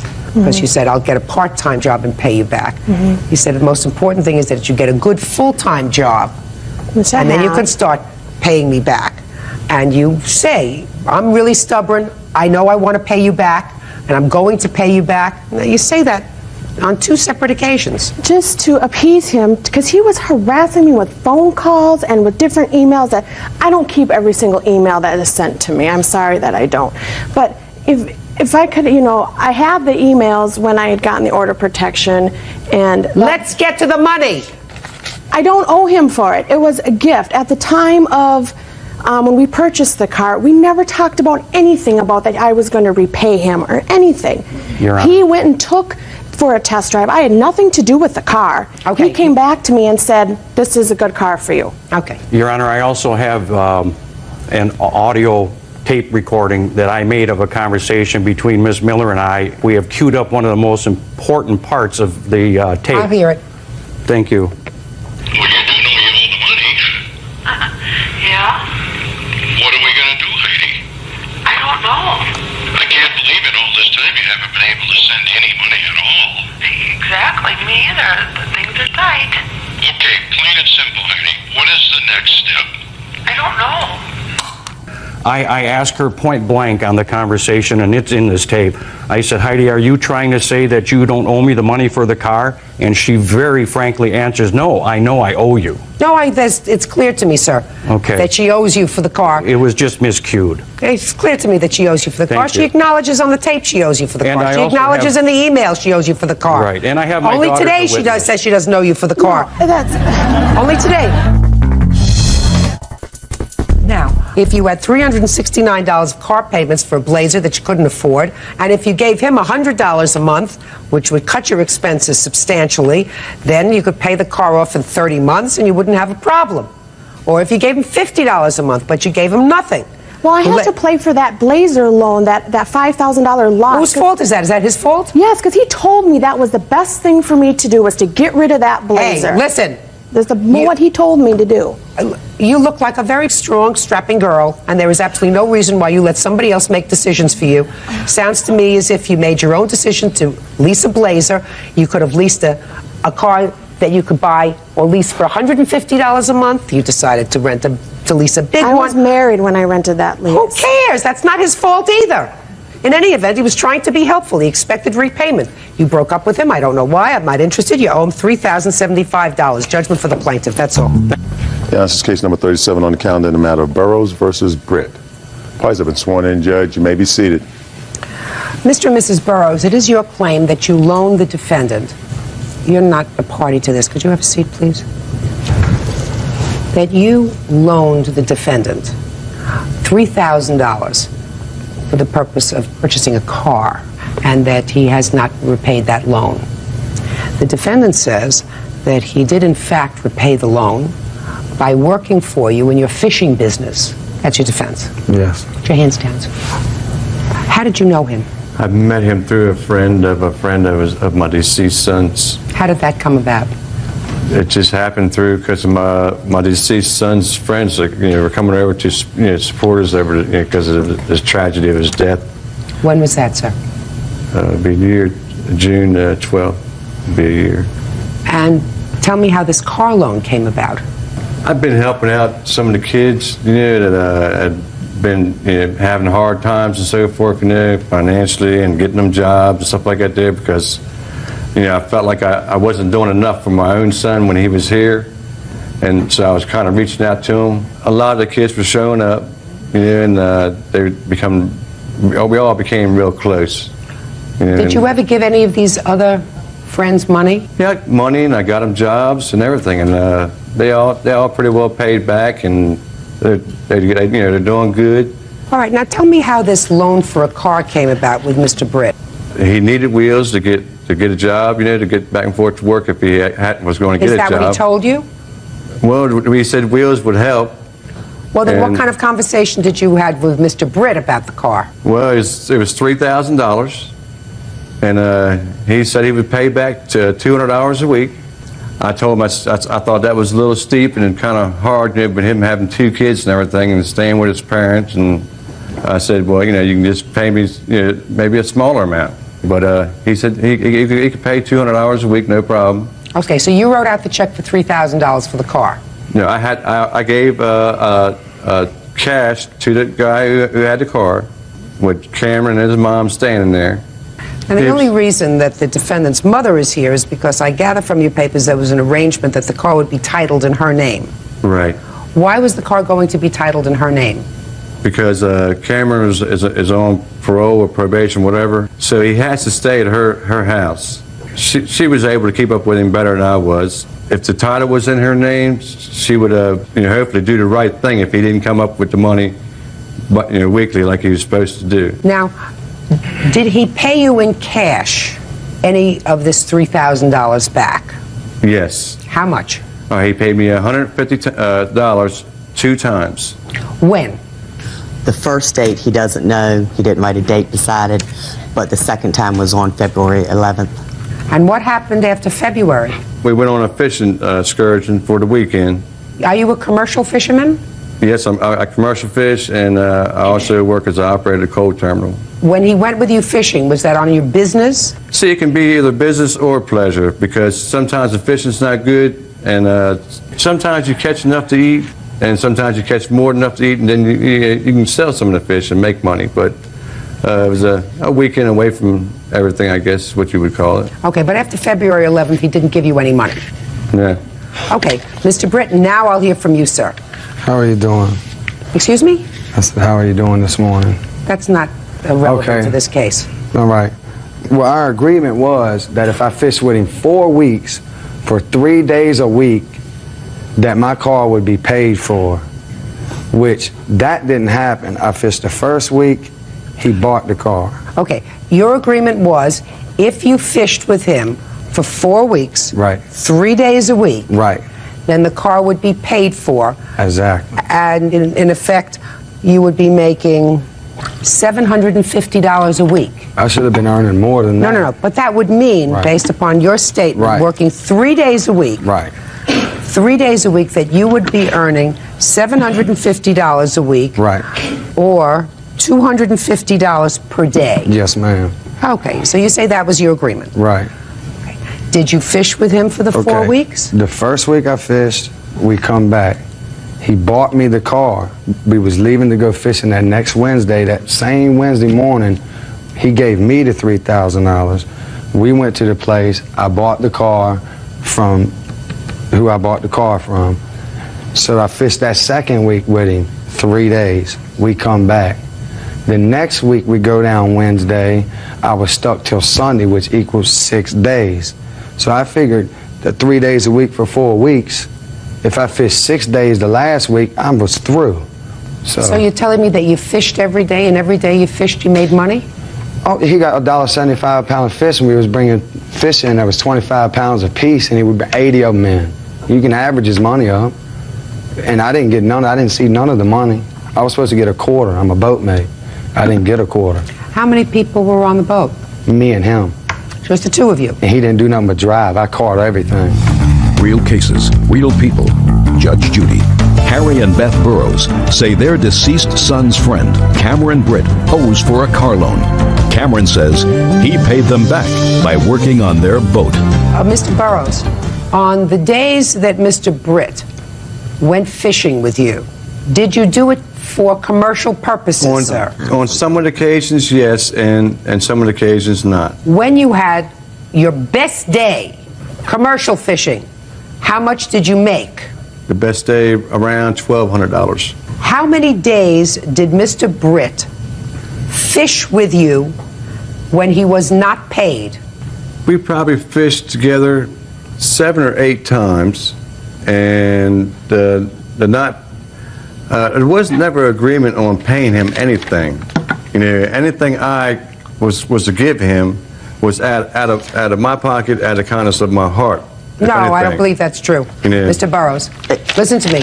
I don't believe that that's true. I don't believe that that was his understanding. Why would anybody who needed money go out to work with you and not expect any kind of compensation? He didn't have a job. He wouldn't do anything else. Can I Well, say where did he get the money to give you the $300?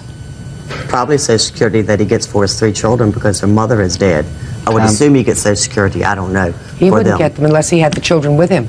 He does. The mother is dead. I raised my kids, but she gets all that money. I don't get none of it. Okay, but he gave. Now you gave him, Mr. Britt, according to Mr. Burrows, $300 in cash. I've given him no money. No, I don't believe that. Listen to me.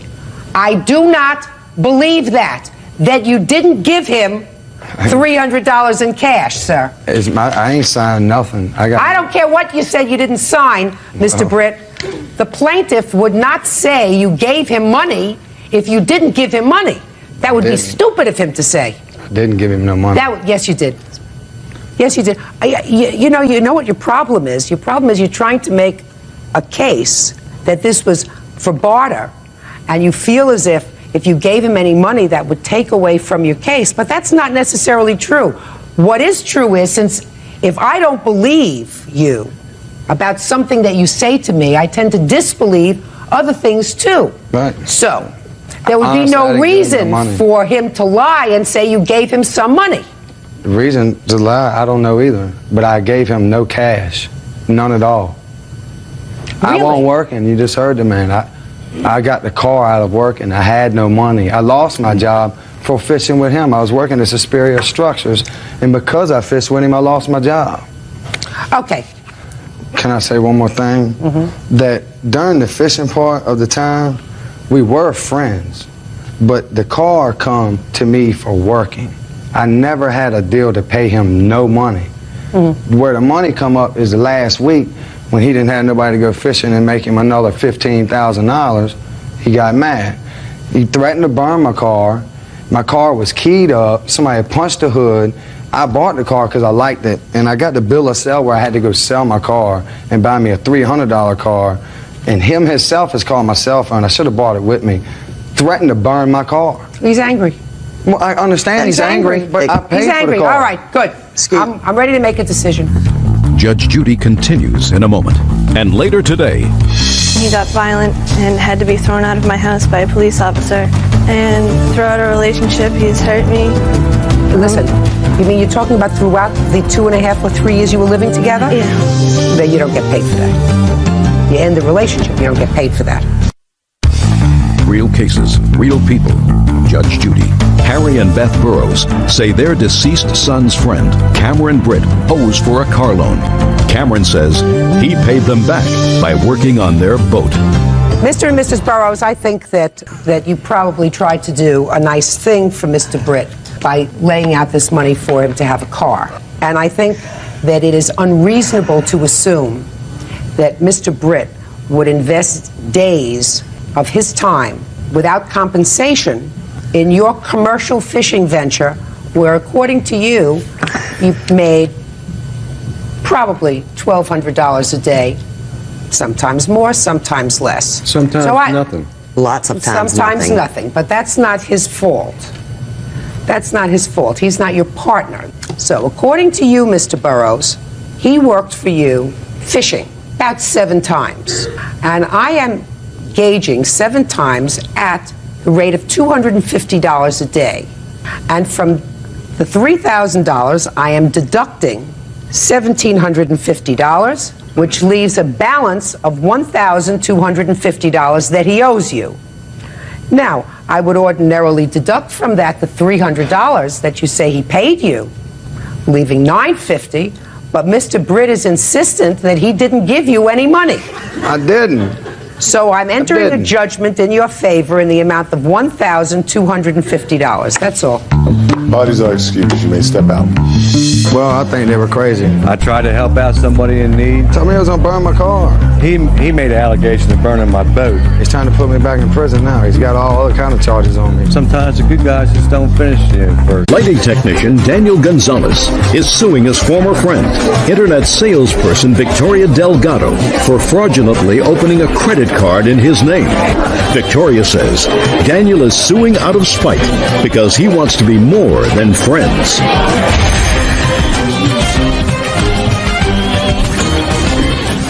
Now, this is case number 277 on the calendar in the matter of Gonzalez versus Delgado.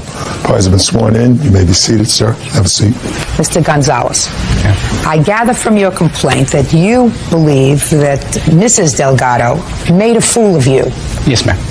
And in addition to making a fool of you, she fraudulently obtained a credit card in your name, charged almost $3,000 worth of merchandise on it, and you want that money back. Correct. She was your friend. Yes. And she called you one day and said she was going through an acrimonious divorce. Correct. And you agreed to help her. Yes, ma'am. How did you know her? We used to work together at one of our theme parks locally in Texas. When you knew her, was she married? Not at the time, no. When did you get married? I got married December 25th of this past year, on Christmas Day. And when did you separate from your husband? April 23rd. And when did you call Mr. Gonzalez? Well, take it back a few steps. On my wedding day. Don't take it back a few steps unless I ask you. Okay. But you were separated from your husband on April 23rd of 2004. For the second time, yes. Which Daniel had agreed a previous time to help me out as well. Just a second. When did you separate from your husband for the first time?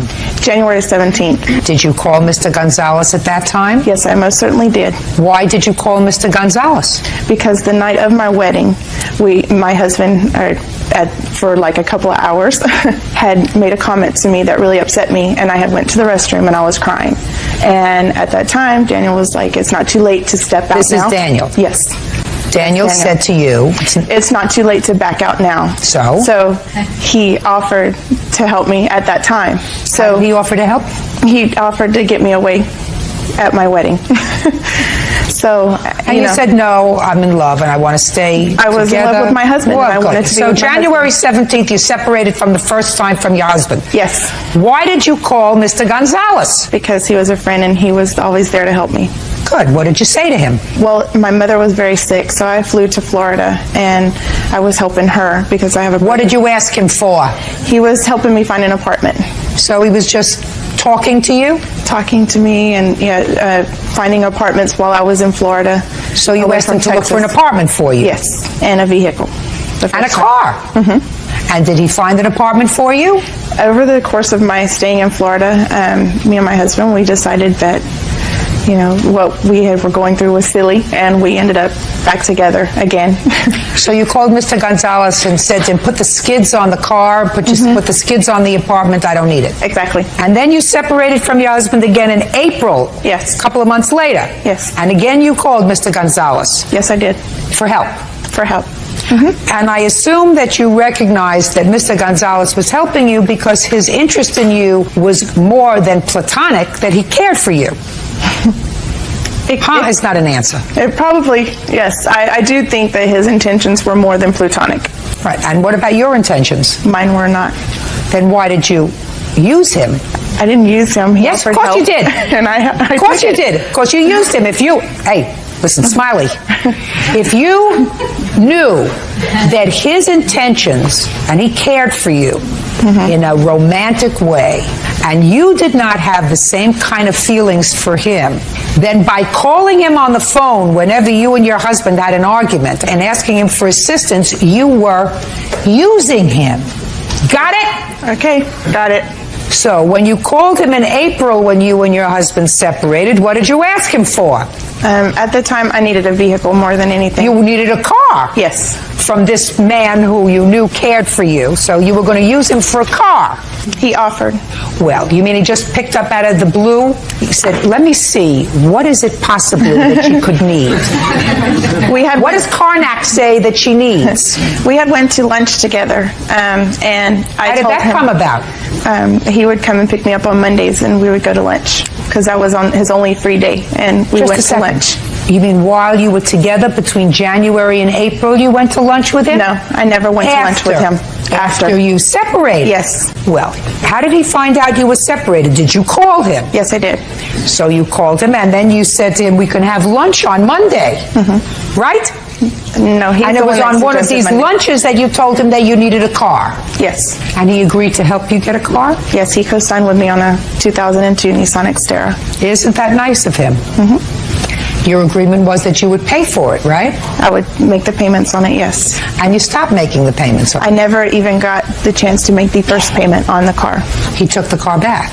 He took it back, yes. Why did he take it back? Because in the transition with me getting the car, I was supposed to get my student loan in, and I was going to give him money for a deposit, which the deposit originally was only supposed to be $500. But when he went to sign the paperwork, he went without me to sign it. He told him that I was going to give him $1,000, and because he got all the warranty and everything on it, they added another $288, so it came up to almost $1,300 that he needed down on it. But the decision between him and I was that I would make the full payments on it, and I told him at that time I didn't have the $1,300 to give him, that I would get it from my student loan. So he canceled it? He didn't cancel it. He kept the car, to my knowledge. Is that right?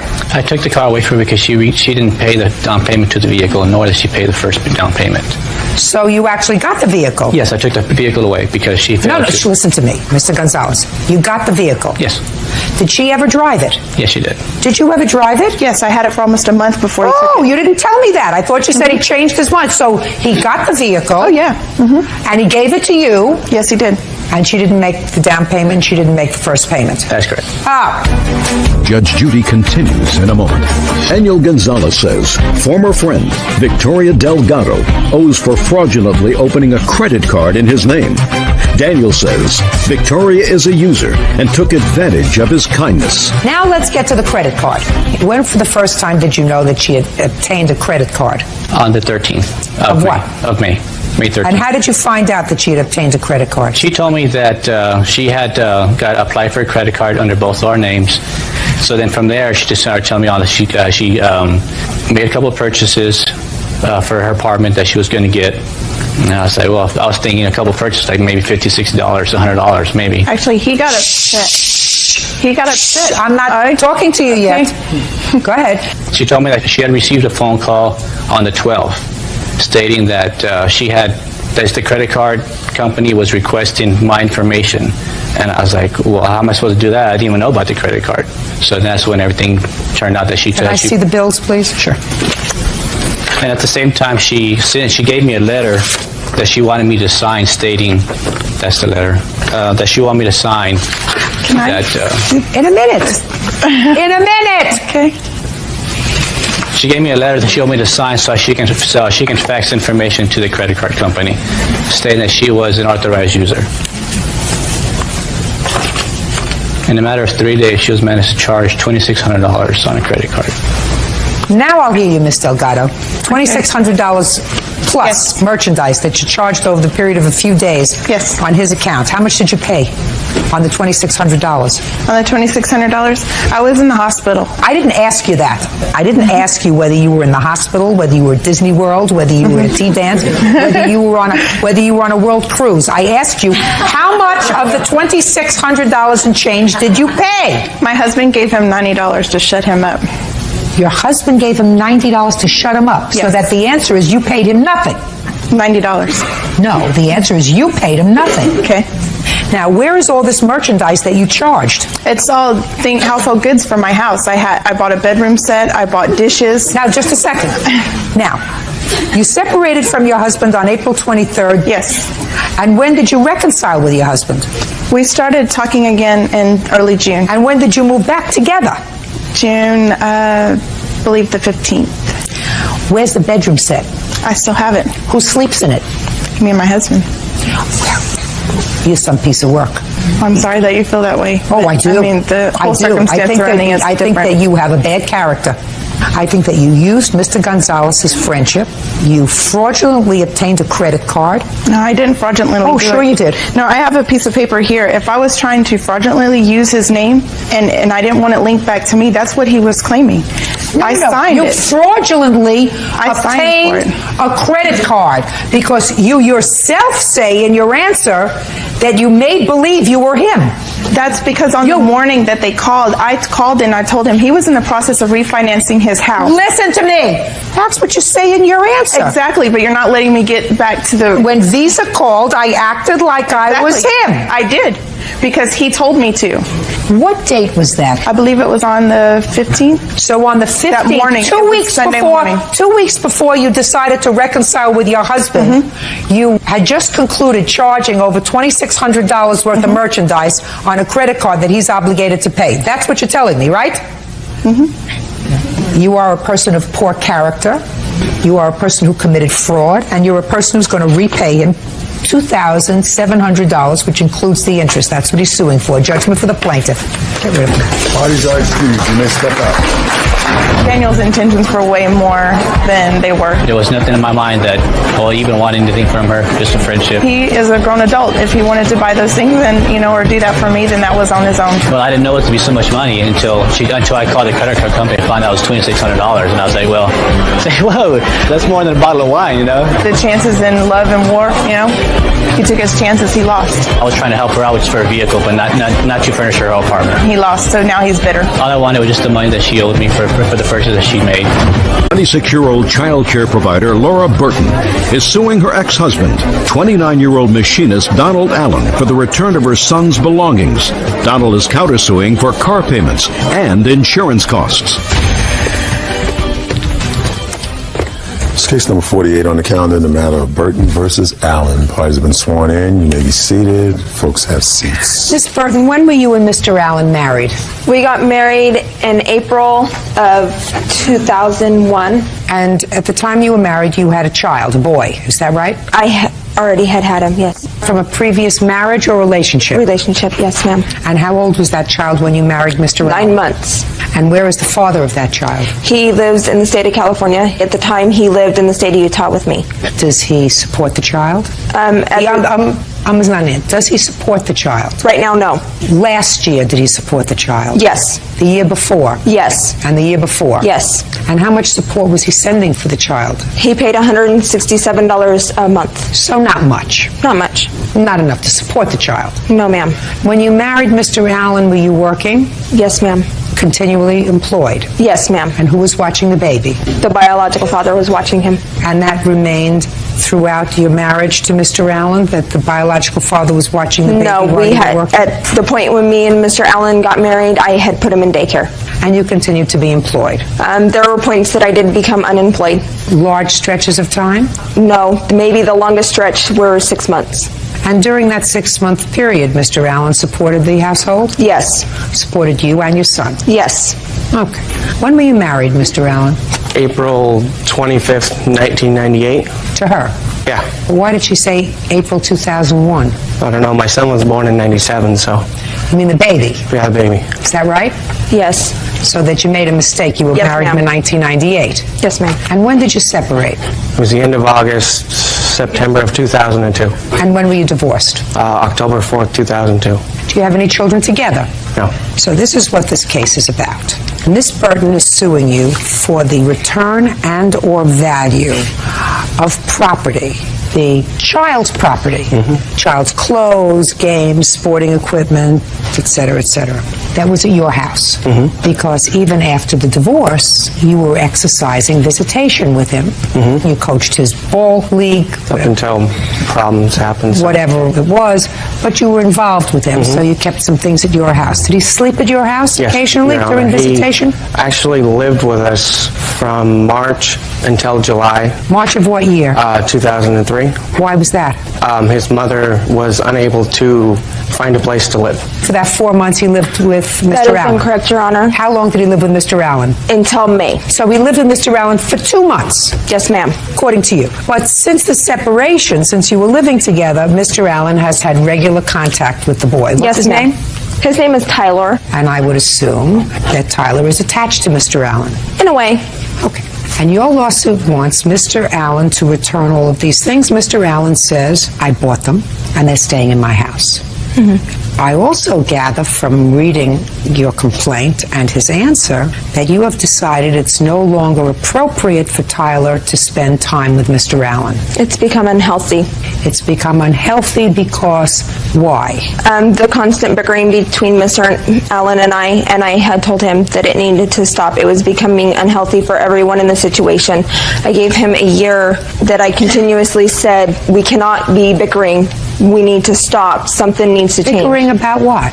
Just little things, mainly my son. He was trying to run my household for me. And who is this person? This is my current husband, Brian. When were you married? We got married in November of 2003.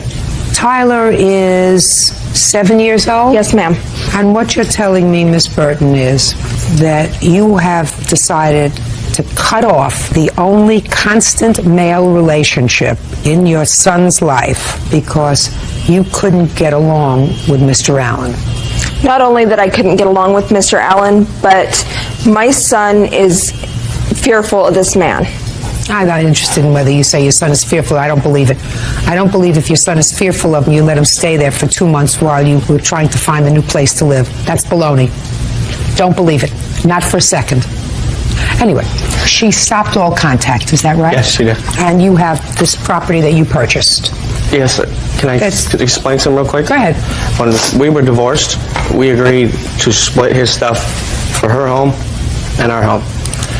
Everything she bought stayed at her house, everything we bought stayed at our house. And after she got pregnant the first time, she claims that I was going to let her have the baby clothes or use the baby clothes that I got in the divorce that she said I could have. What do you mean after she became pregnant the first time? What is that? Well, the first time, because she had a miscarriage about a year ago. That's with her present husband? No. With you? No. With who? Boyfriend at the time, or... Okay, go ahead. And then she asked for the clothes when she became pregnant now. And I told her no. And I came to the point where I've done so much. Mr. Allen, you don't have to explain it to me any further. Mrs. Burton, I don't know how to put this to you. You have one child, you're expecting another. You've got a new husband. Before this new husband, you had a boyfriend with whom you were intimate and got pregnant. I mean, so your life has been up and down, and before that, you had the father of your 7-year-old who you weren't married to. So the only constant that your son has known in 7 years has been this man. When you are a parent, you are not supposed to be a selfish baby. Ma'am, I'm speaking. Now, unfortunately, the law does not permit Mr. Allen, who is not related to this child by blood, to seek visitation with him in most jurisdictions.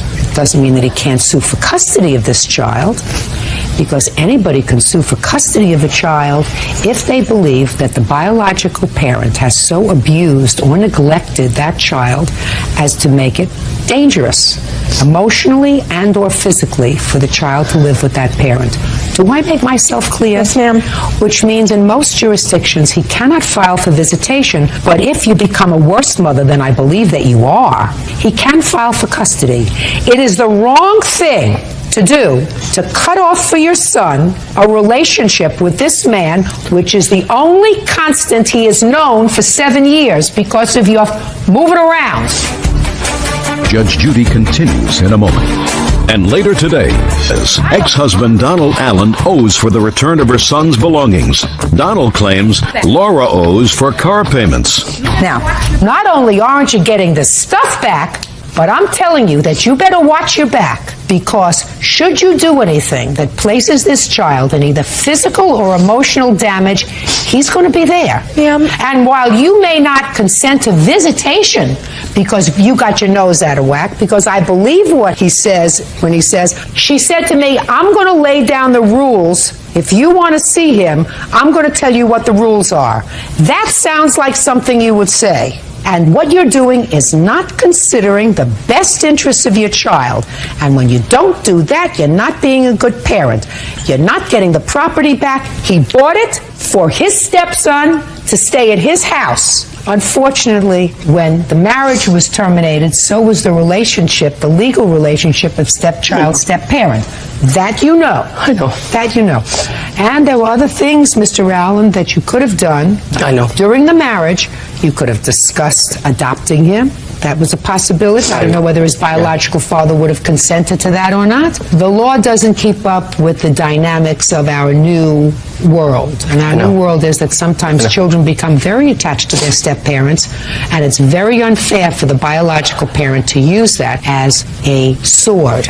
It's clear to me that there was a time when Mrs. Burton was very, very happy to have you fill in for her son to live with you for either 2 months or 4 months while you were in between residences.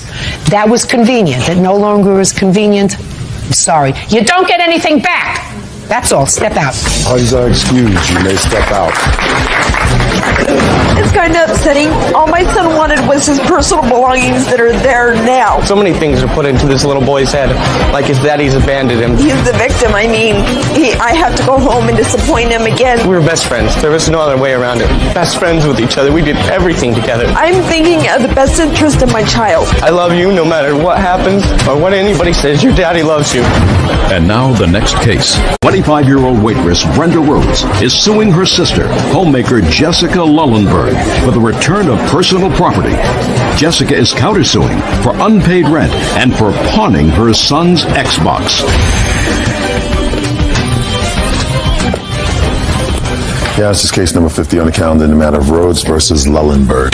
Parties have been sworn in, Judge. You may be seated, ma'am. Have a seat, please. Miss Rose, the defendant is your sister, and according to your complaint, the two of you moved into an apartment together. Your sister put you out of the apartment, and according to you, she kept some of your property and disposed of your property, and you don't have it anymore, and you're suing her for, I think, $3,000 for the value of the property. Your sister says you left the property there. She doesn't have the property. She was forced to move out of the apartment when you left. She doesn't know what happened to it. Well, at least she doesn't have it. And she says that you actually owe her money. You owe her money because you didn't pay part of rent that you should have paid. And in addition, you stole her child's Xbox and pawned it for money. She wants money for that. Is this your mother? Yes, it is. When did you move in with your sister and why? When? I'd say the first week in November. Why? To help her and her kids out. Explain that to me. She was working a night shift at a factory, and she asked me to watch her kids while she worked, and I said, okay. That was the agreement. No rent, no nothing was involved. As long as I stayed there with her kids, that's fine. Who moved in? You alone? Well, with my two other girls. I have two girls. So what you're telling me is you weren't supposed to pay any rent? Exactly. Why? As long as I watched her kids while she worked. Just a minute. Weren't you working? No, not at the time. She said, you know, when you can, find a job. That's interesting. So she worked at night? Yes. And you slept while she worked? Watched her kids and my kids while she worked. Well, what were her hours of working? 5 o'clock in the evening till 3:30 in the morning. So I assume at some point you went to sleep?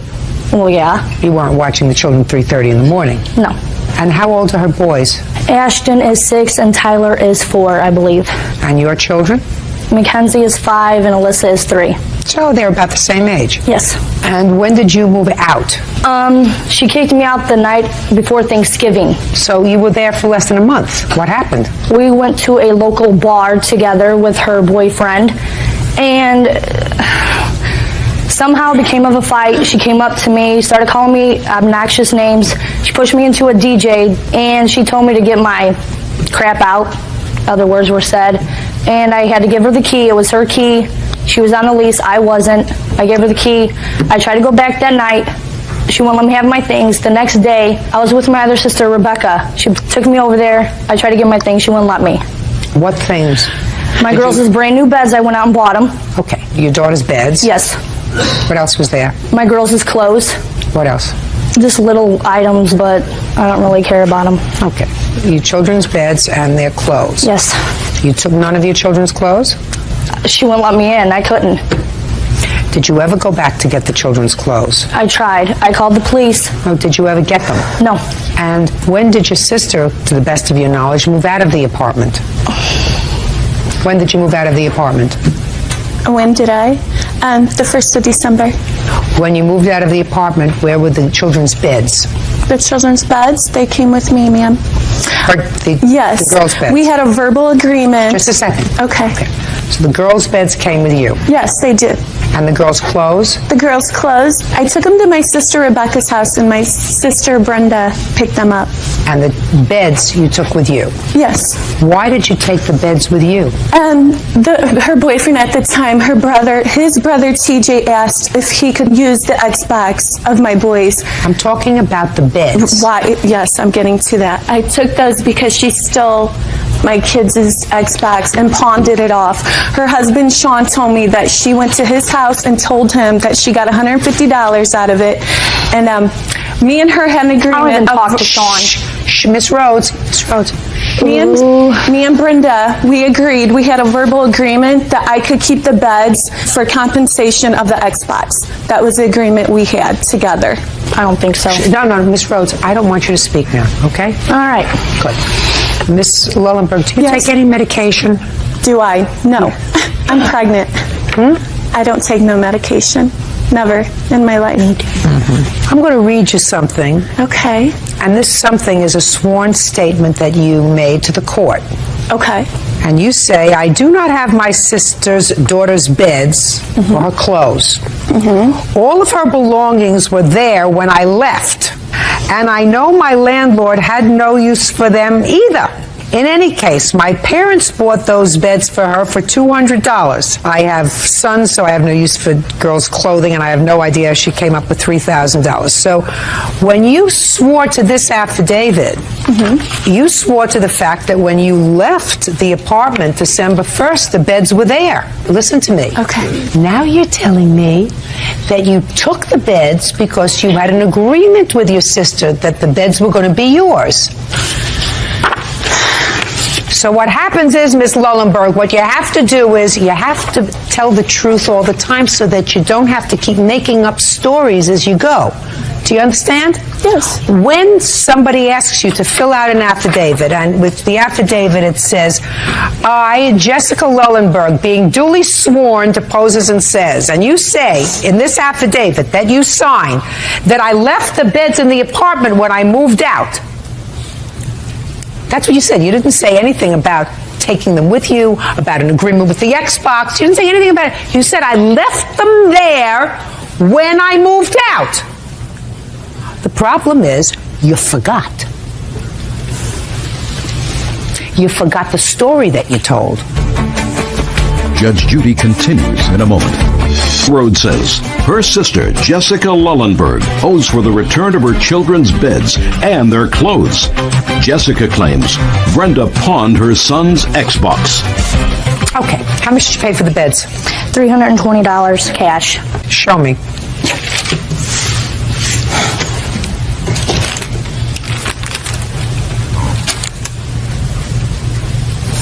Great. Now, you want to tell me why she owes you for rent and the value of the Xbox. Go ahead. That's your counterclaim. We made an agreement when she moved in that she would try to get a job. She lived approximately a month with me, 4 weeks. I was the only one No, she working. didn't live a month. She lived there less than 3 weeks. Well, It was about 2.5. Shh. Miss Rhodes, do I look sorry. like I need any help from you? No. It was approximately, about a month, ma'am. No, it wasn't a month. It wasn't a month. What I came up with was.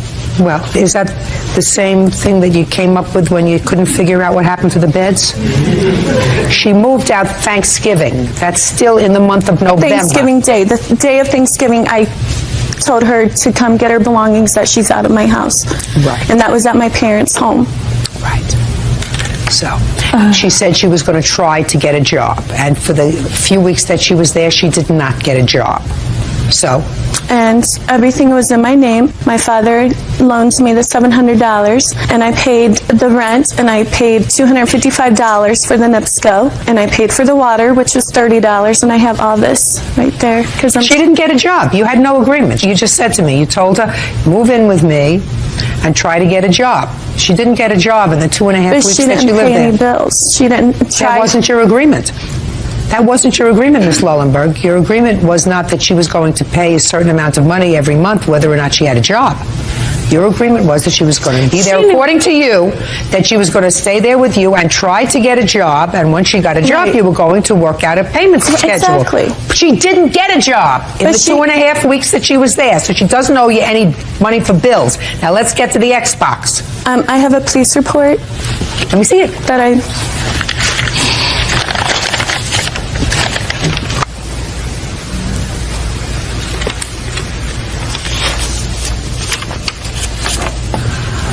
All right, without resorting to any hearsay, madam, let us assume that your son had an Xbox and games, and your son no longer has it, the Xbox and games. What makes you think that your sister, what proof do you have? What proof I have? Do you have that your sister... A statement from TJ... I don't take statements, madam. Statements are hearsay. Okay. What proof do you have that your sister... What proof? None. Good. I should have brought her husband. Well, then you should have brought somebody who could testify with regard to the Xbox. Your counterclaim is dismissed. You owe your sister for the beds, which you finally acknowledge that you did in fact take, and are using $320, which is the cost of the beds. Thank you. Thank you, that's all. Parties are excused. You may step out. They're my family, but that's it. That's as far as it goes. She's evil. I don't want nothing to do with them. She owes me and her dad money. I got another daughter that owes us money. No. Family never works out. I have got some evil daughters. We could go on and on and on all day of all the things they've done to me, and them being family. It's sad. It ain't gonna change, but, you know, I'd like it to, but... Never, ever, ever, ever. I don't ever want to see them again. 28-year-old craftsman Jamie Cadell and her mother, Margaret Jeannie Pels, are suing Jamie's ex-boyfriend, plumbing contractor John Kuhn, for the value of a stolen money order and for the return of personal property. Now, this is case number 117 on the calendar in the matter of Pels, Cadell versus Kuhn. Parties have been sworn in. You may be seated, ma'am. Have a seat, please. What's your first name? Jamie. And yours? Margaret. You're her mother? Yes. You're Miss Peltz? Yes, I am. Miss Peltz, you gave your daughter $500 in cash because there was an outstanding warrant for her, she thought, for back child support. Correct. She has children who are in the custody of who? The biological father. She can speak. Oh, I'm sorry. Yeah, the biological father. And how many children do you have? 5. How old are you? 28. Are all 5 children with the same father? No, Your Honor.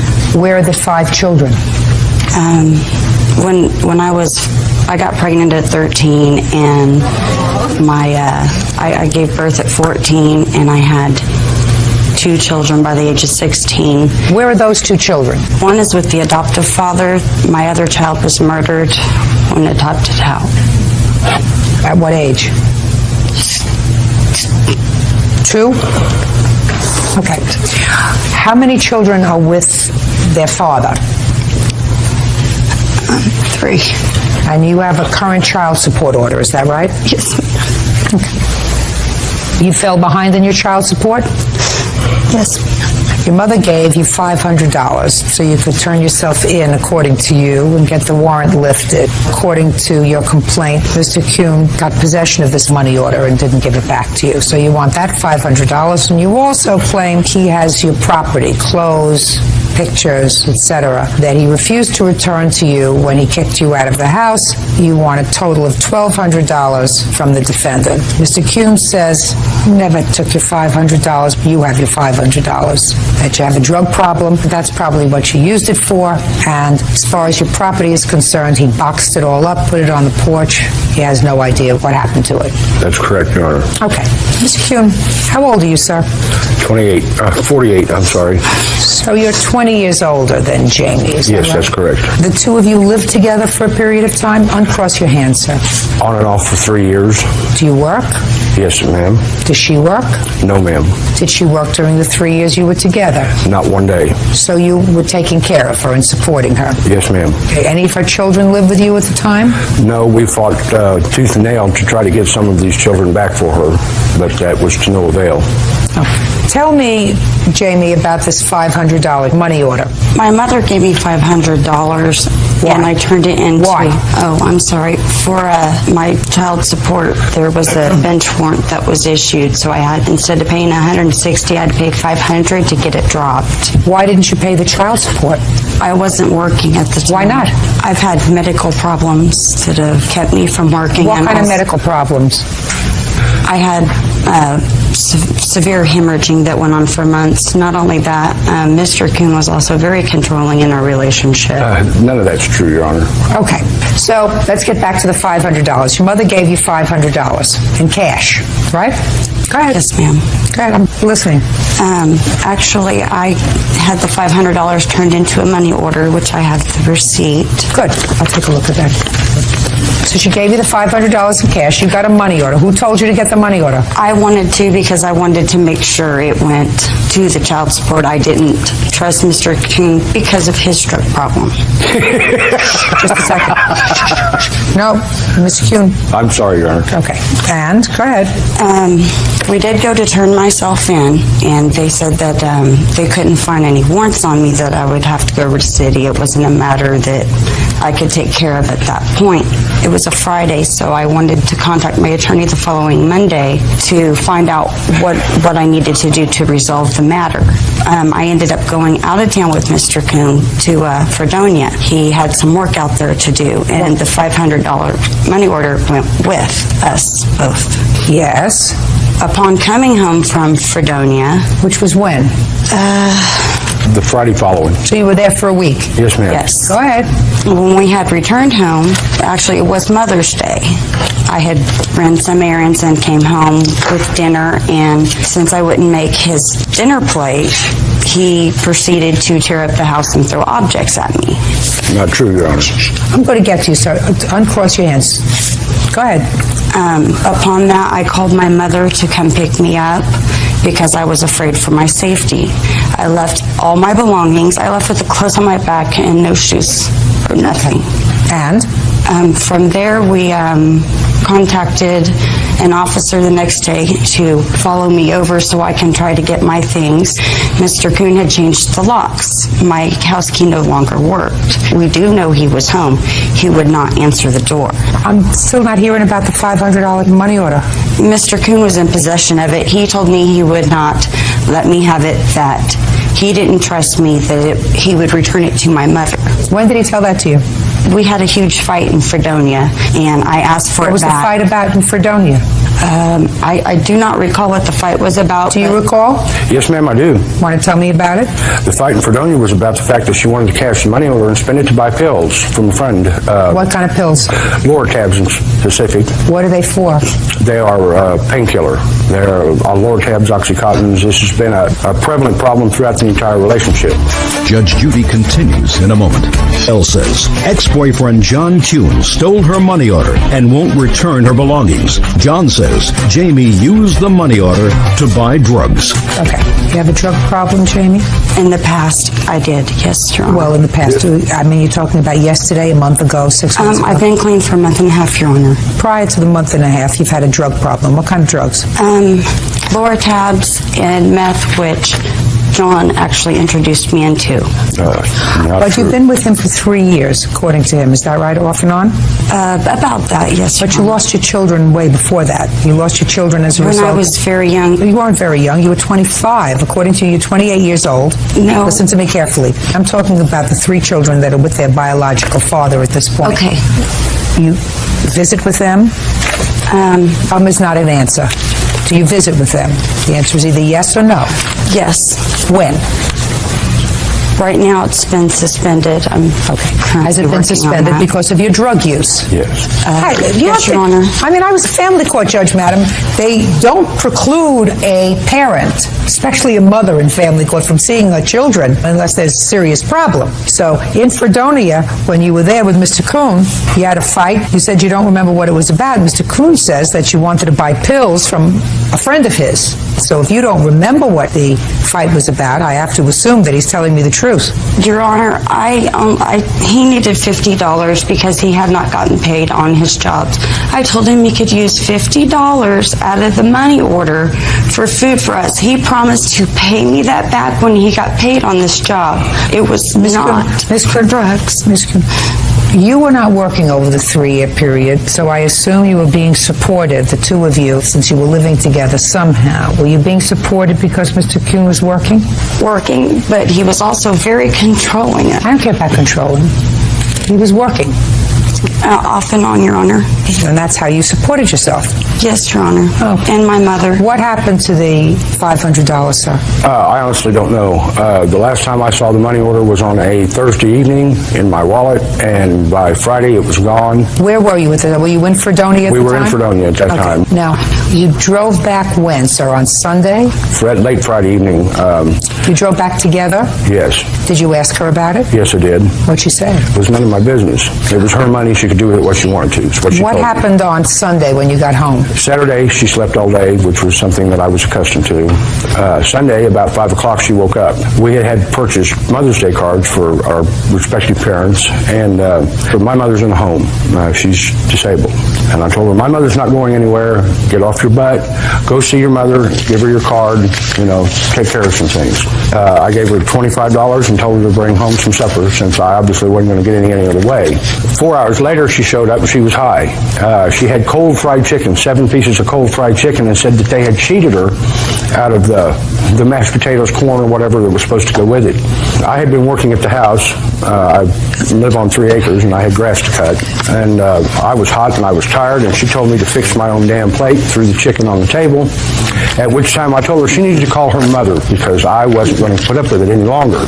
As far as her being in fear of her life, I don't know what that's about. She called her mother, and I told her mother over the phone she needed to come get her daughter, that I was through playing this game. Did she come and get her? Yes, she did. Okay. She came straight away. Ms. Phelps, either on Sunday or Monday, did you go to Mr. Kuhn's house to pick up your daughter? Yes, I did. Okay. And at what time?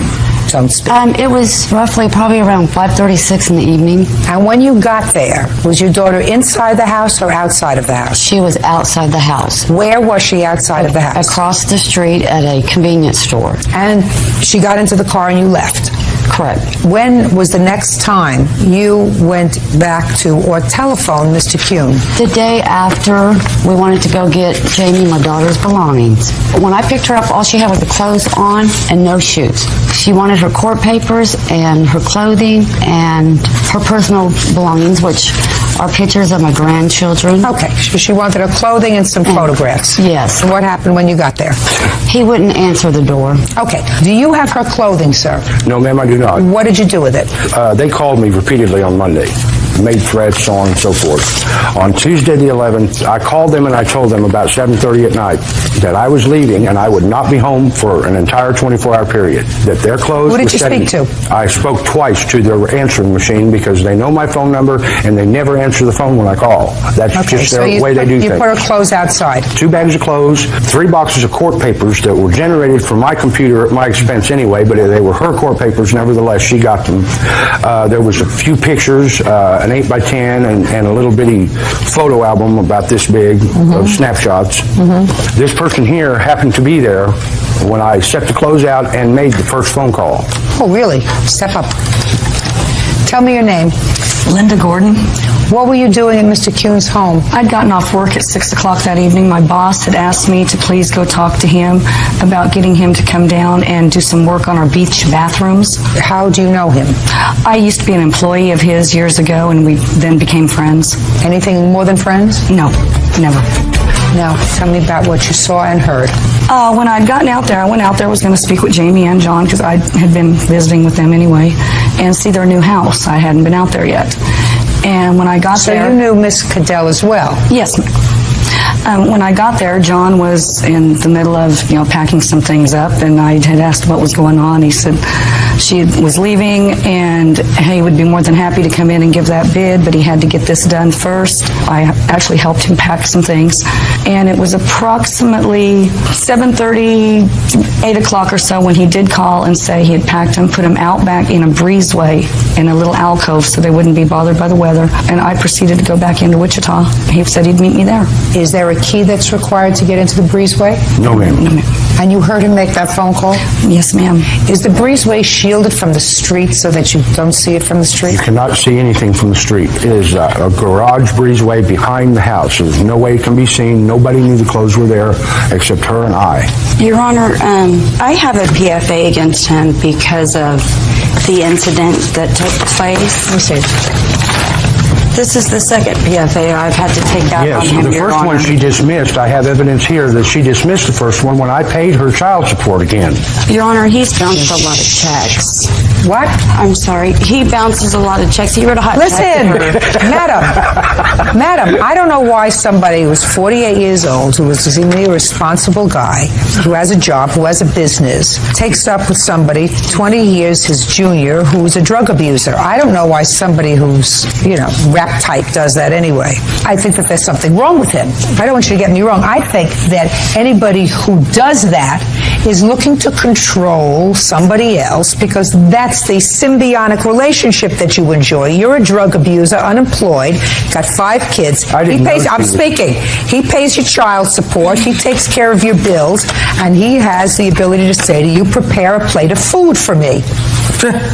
Listen to me, that's the dynamics. If you don't want to be controlled by somebody, whether it's this man or your mother or any of the other fathers of your children, what you do is you get your behind out of bed and you go and get a job and support yourself and pay rent and pay food and make a car payment and pay insurance and take care of yourself.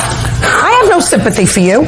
And I have no idea where your $500 is. I have no confidence that he didn't spend it, but I have equally no confidence that she didn't take it out and buy pills. You hearing me? Yes. Good. I have a tracer on that. Good. So, show just a second. If you have a tracer on it, do you have proof?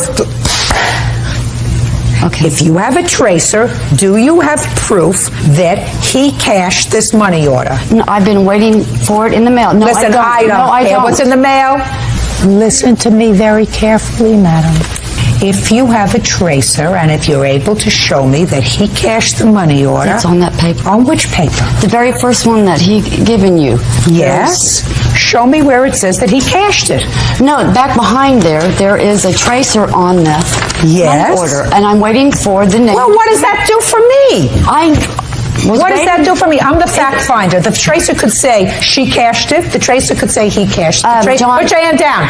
The tracer could say the drug dealer cashed it. It's a money order. It's a blank money order. Do you understand? I understand that. Okay, so I have no confidence that your daughter didn't take that money order. Just like a person who's involved with drugs steals. Do you understand? I understand, but he has a drug problem.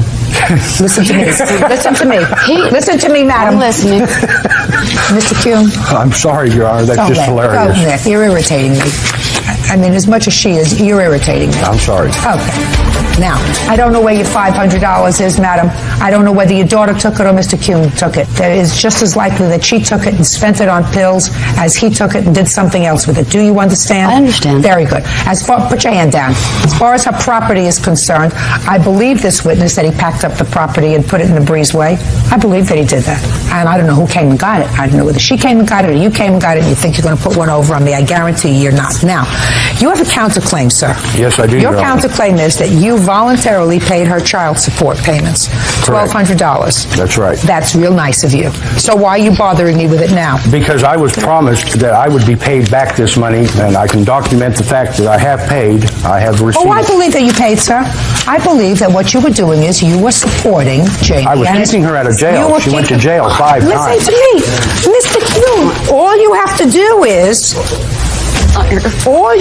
do is say, I'm leaving.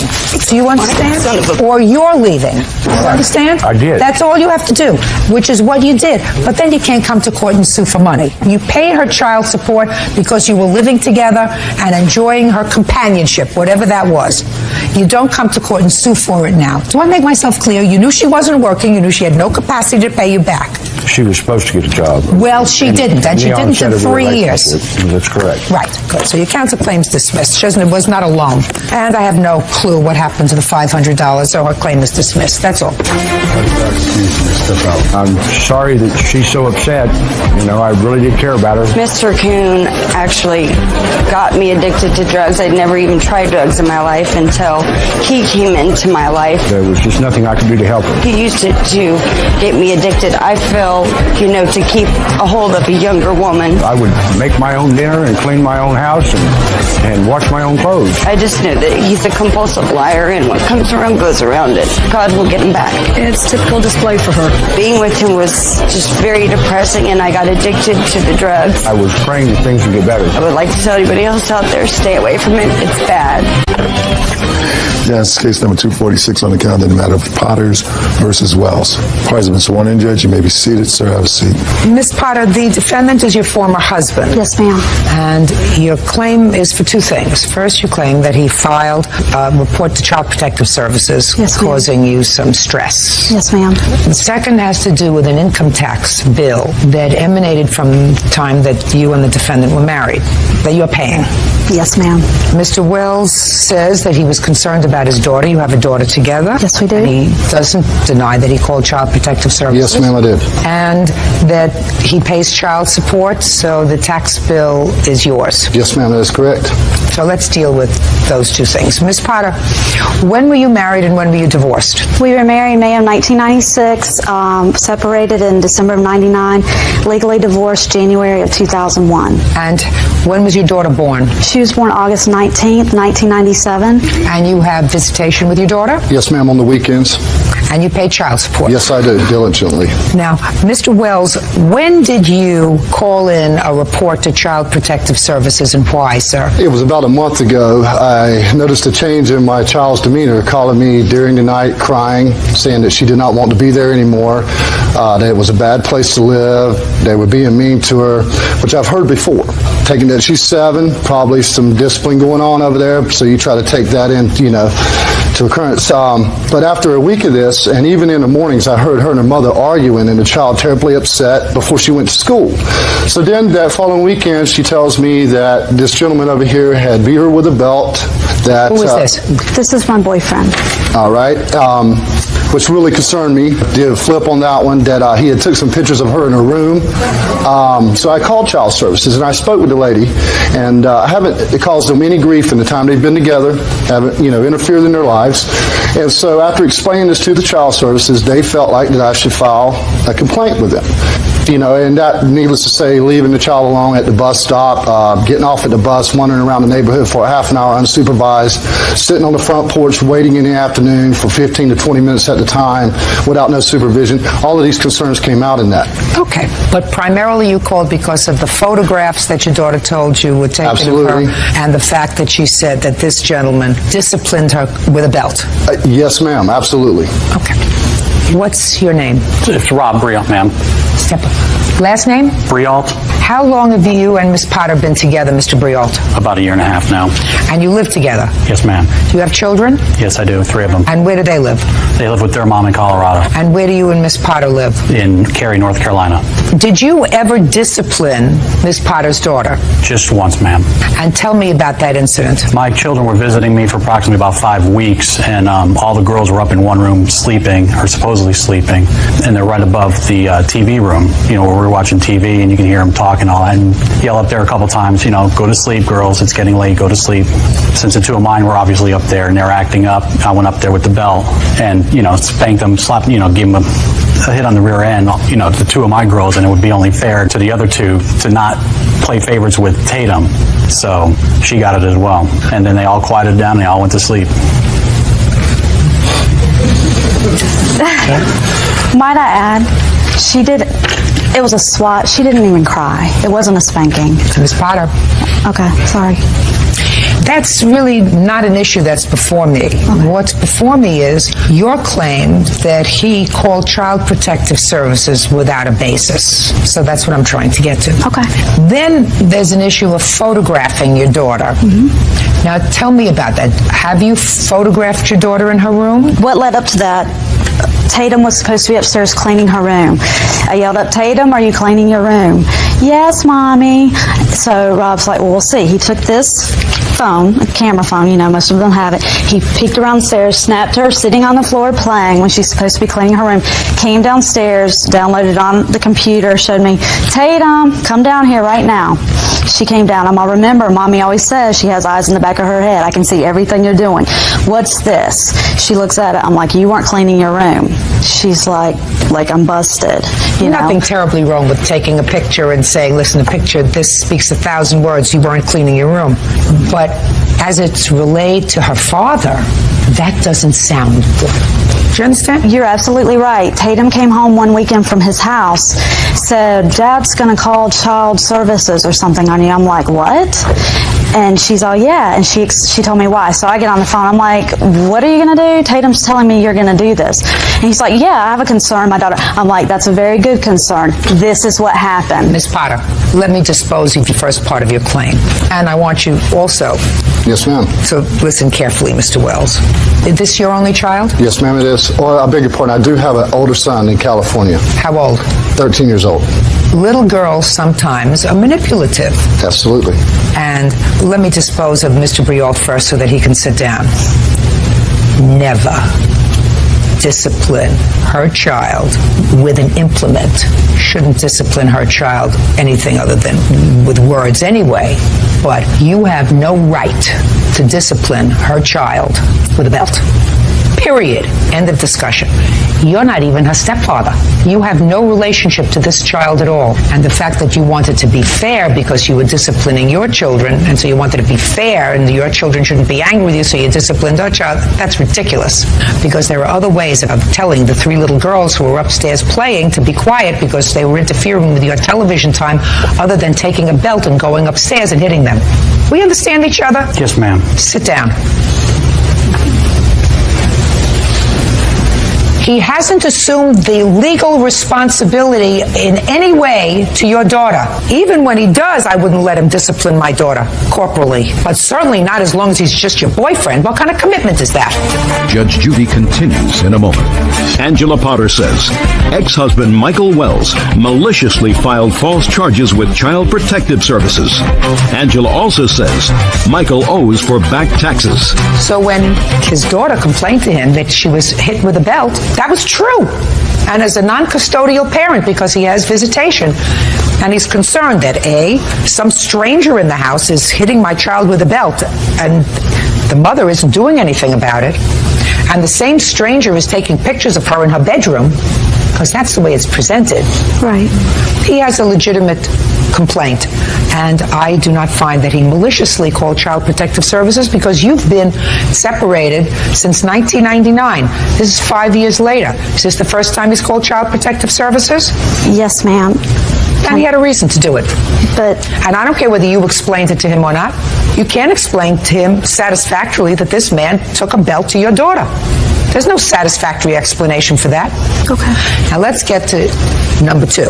Let's get to the tax returns. Can I see the tax bill that you got with regard to the taxes owed? Well, here's the whole statement from 1998.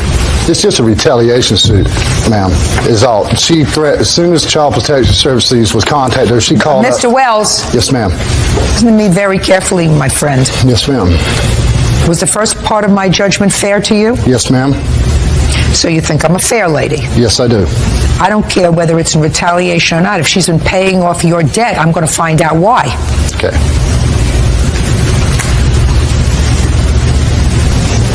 Well, this says, sir, at the time when you were still married and still together, there was a deficiency in your tax returns of almost $9,000. How much of it did you pay? Haven't paid any of it. Why? Because all my tax returns goes to child support.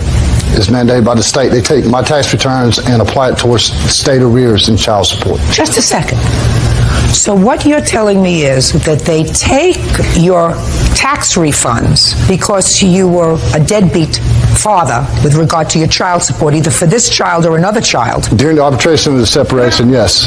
I did go a period of time because Ms. Potter had... You are a deadbeat with regard to either this child or your son. I wouldn't call it a deadbeat. Deadbeat doesn't pay child support as directed. That's a deadbeat. Well, it wasn't paid until mandated by the court, ma'am, and then it has been paid every month since then for the last 5 years. Well, arrears suggest, Mr. Wells, that the state has determined that you owed money for one child or two. For 2 children, I paid. For both children. So I'm going to ask you the next question, sir. Yes, ma'am. Why didn't you start to pay her and say, listen, we have $9,000 that we owed. Clearly, half of that is mine because we were married and filed jointly. So what you're telling me is you decided that she's got to get stuck with this tax bill. Is that what you're telling me? No, ma'am. I just thought that $9,000 was strong for one tax we filed together 1 year. So? And she hasn't, applied me with any documentation, has a contact. Here, just a second. Here you go. I want him to have the documentation. Absolutely. Take a look. $8,881. That's what it says. All right. So, since you filed those taxes, since you were living together, were you working at that time, Mr. Wells? Yes, ma'am. As a subcontractor at that point. Very good. And what were you doing? I was an executive assistant for a recruiting firm. Okay. And so far you've paid about $7,100. Yes, these and there's, right, I see it. And there's still $2,030 owed. Penalties and interest, pretty much. Mr. Wells, the defense that you have to this, as I indicated before, because I've read it, your defense is, as far as our taxes, my wife filed our taxes and they are in her name. That's what you swore to. Internal Revenue Service says that you filed married filing jointly. Absolutely.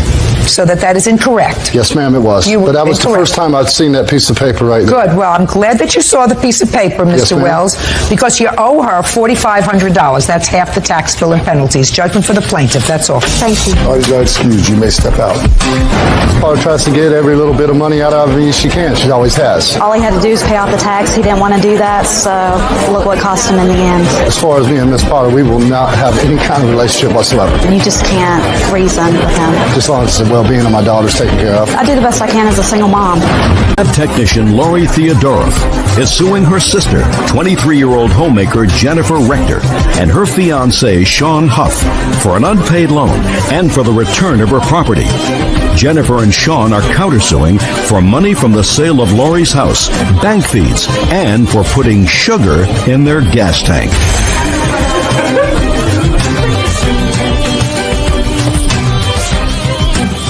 All rise. Yes, case number 247 on the calendar, the matter of Theodorov versus Rector Huff. Parties have been sworn in, Judge. You may be seated. Folks, have a seat.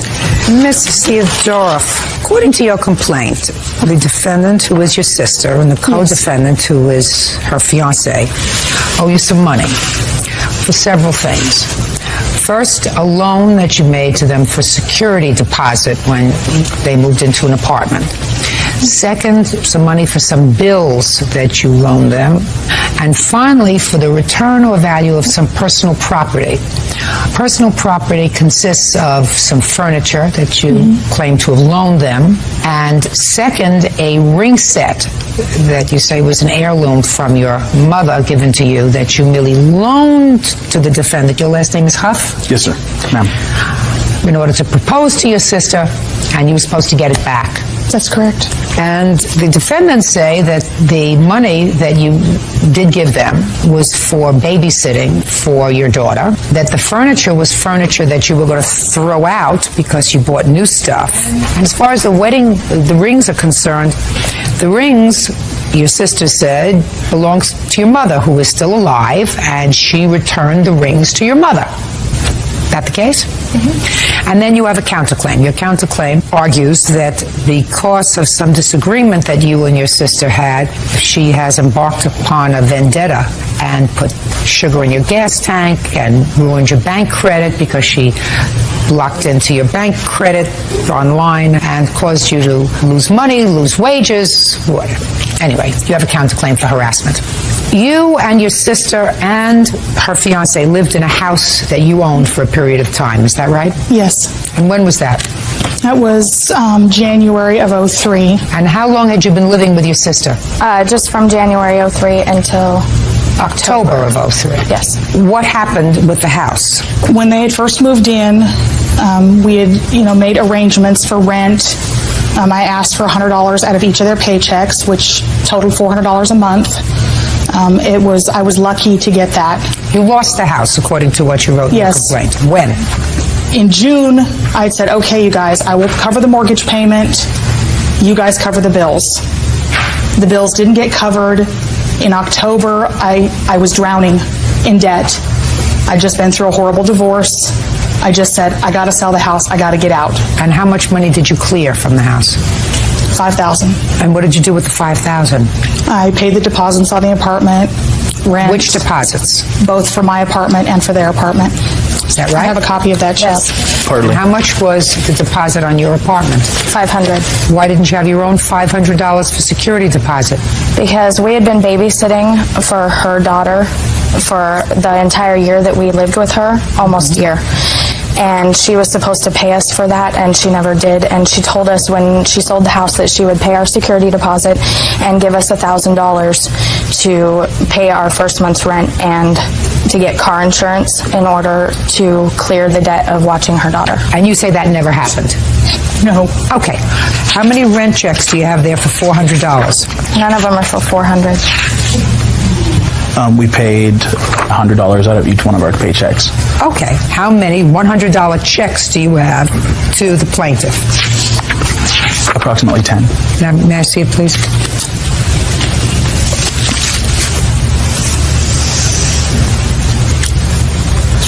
I have June 18th for 200. Well, so far, that's $1,150 that you have memorialized in rent, and you owe her $3,600 in rent. Your Honor, during this time, we were a family. Cash kind of flowed back and forth. We never really thought that we would have to... No. You cannot demonstrate to me that you don't owe her, at the time you moved out of the house, $2,450. And what about the other money that you gave them? Because according to your complaint, you gave them other money for bills. I have another copy of some checks. And receipt. And these are bank statements with transfers documented on there from my account into their account. She would call me on my way home from work saying, Lori, the daycare check's going to bounce. Can you please put money in my account? And I always would. Because that's what your family's supposed to do for you. Is to help you when you need help. Well, when are you supposed to stop doing that? When they hurt you, like I've been hurt, I guess. I'll never do it again. Okay, now let me hear about the furniture. Do you really want to proceed with this furniture? Did you loan them the furniture, or was it furniture that you were going to get rid of? No, I was not going to get rid of. As a matter of fact, when I asked for the dresser and queen set back, I was going to use it for my roommate when I moved into another home. And she goes, oh, so you'll let your roommate use it, but not your sister. I paid for the freezer. Super Bowl Sunday, we were at Home Depot, and I paid for it. We paid for half of the freezer, but I do not have proof of that because I gave her cash. No, she didn't. Where's the freezer? It's still on our patio, and we told her she could come get it at any time. Why is that on your patio? Is that where you kept it? Yeah, it's a chest freezer. It's the only place it'll fit. Oh, fine. She's coming to get it. Make sure it's in good shape. She's coming to get it. Now let's get to the ring set. The ring set that she's claiming isn't hers, was never hers. It was loaned to her by her mother. I have a sworn statement from her mother with a doctor's note as to why she couldn't be here. I'd like to see it.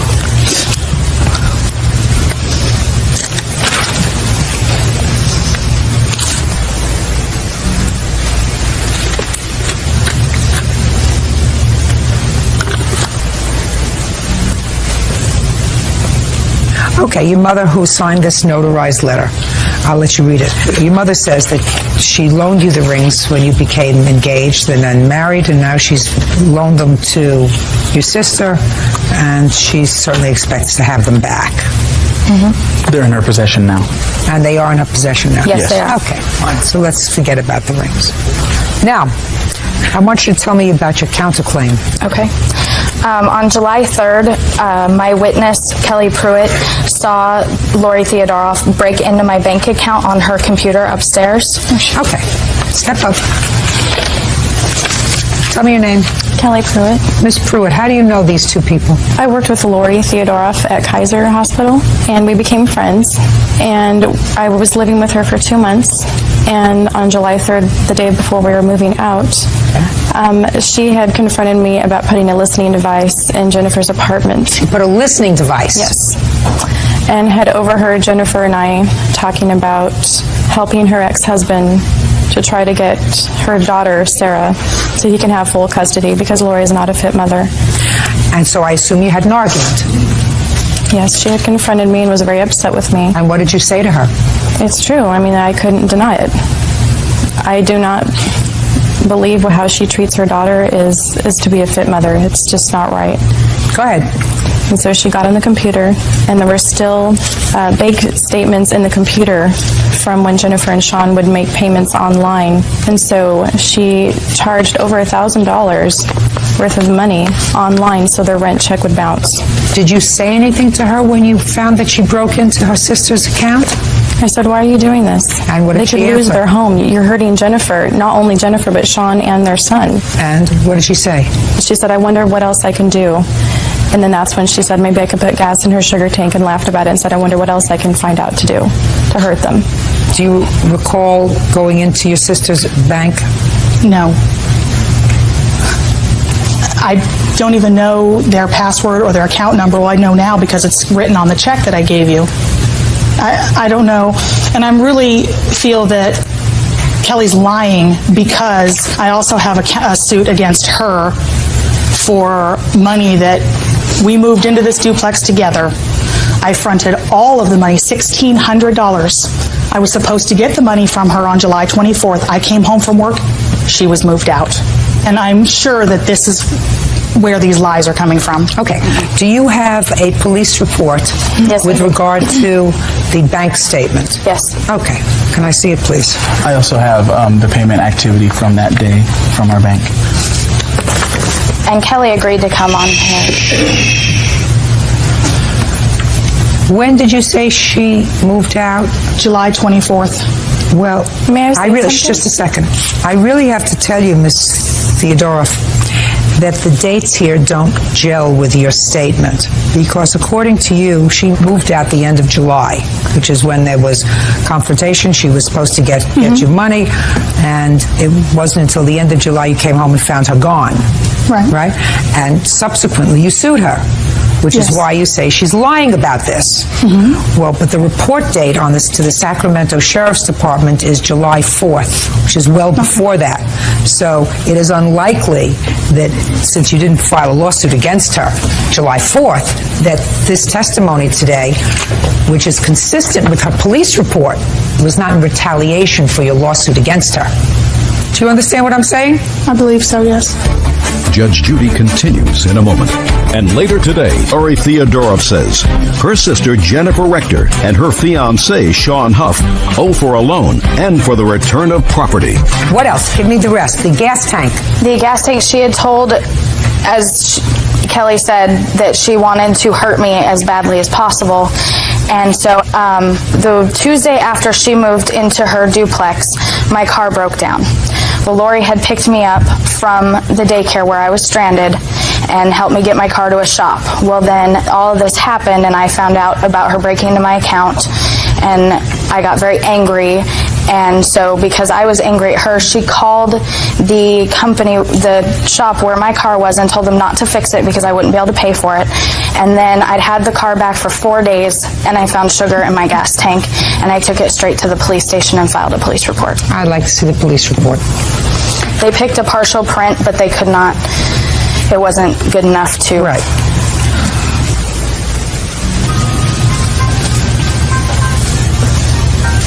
Okay, so this is your statement. Nobody saw her put sugar in the tank.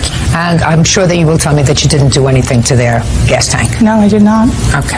All right, I have that you owe her $2,200, which is for the bills that she paid for you and the $500 deposit.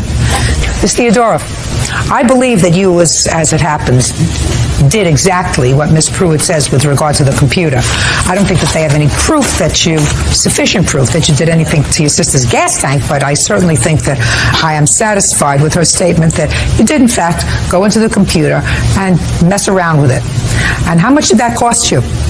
It ended up not costing us very much, only about $50. Okay. For canceling checks. Okay.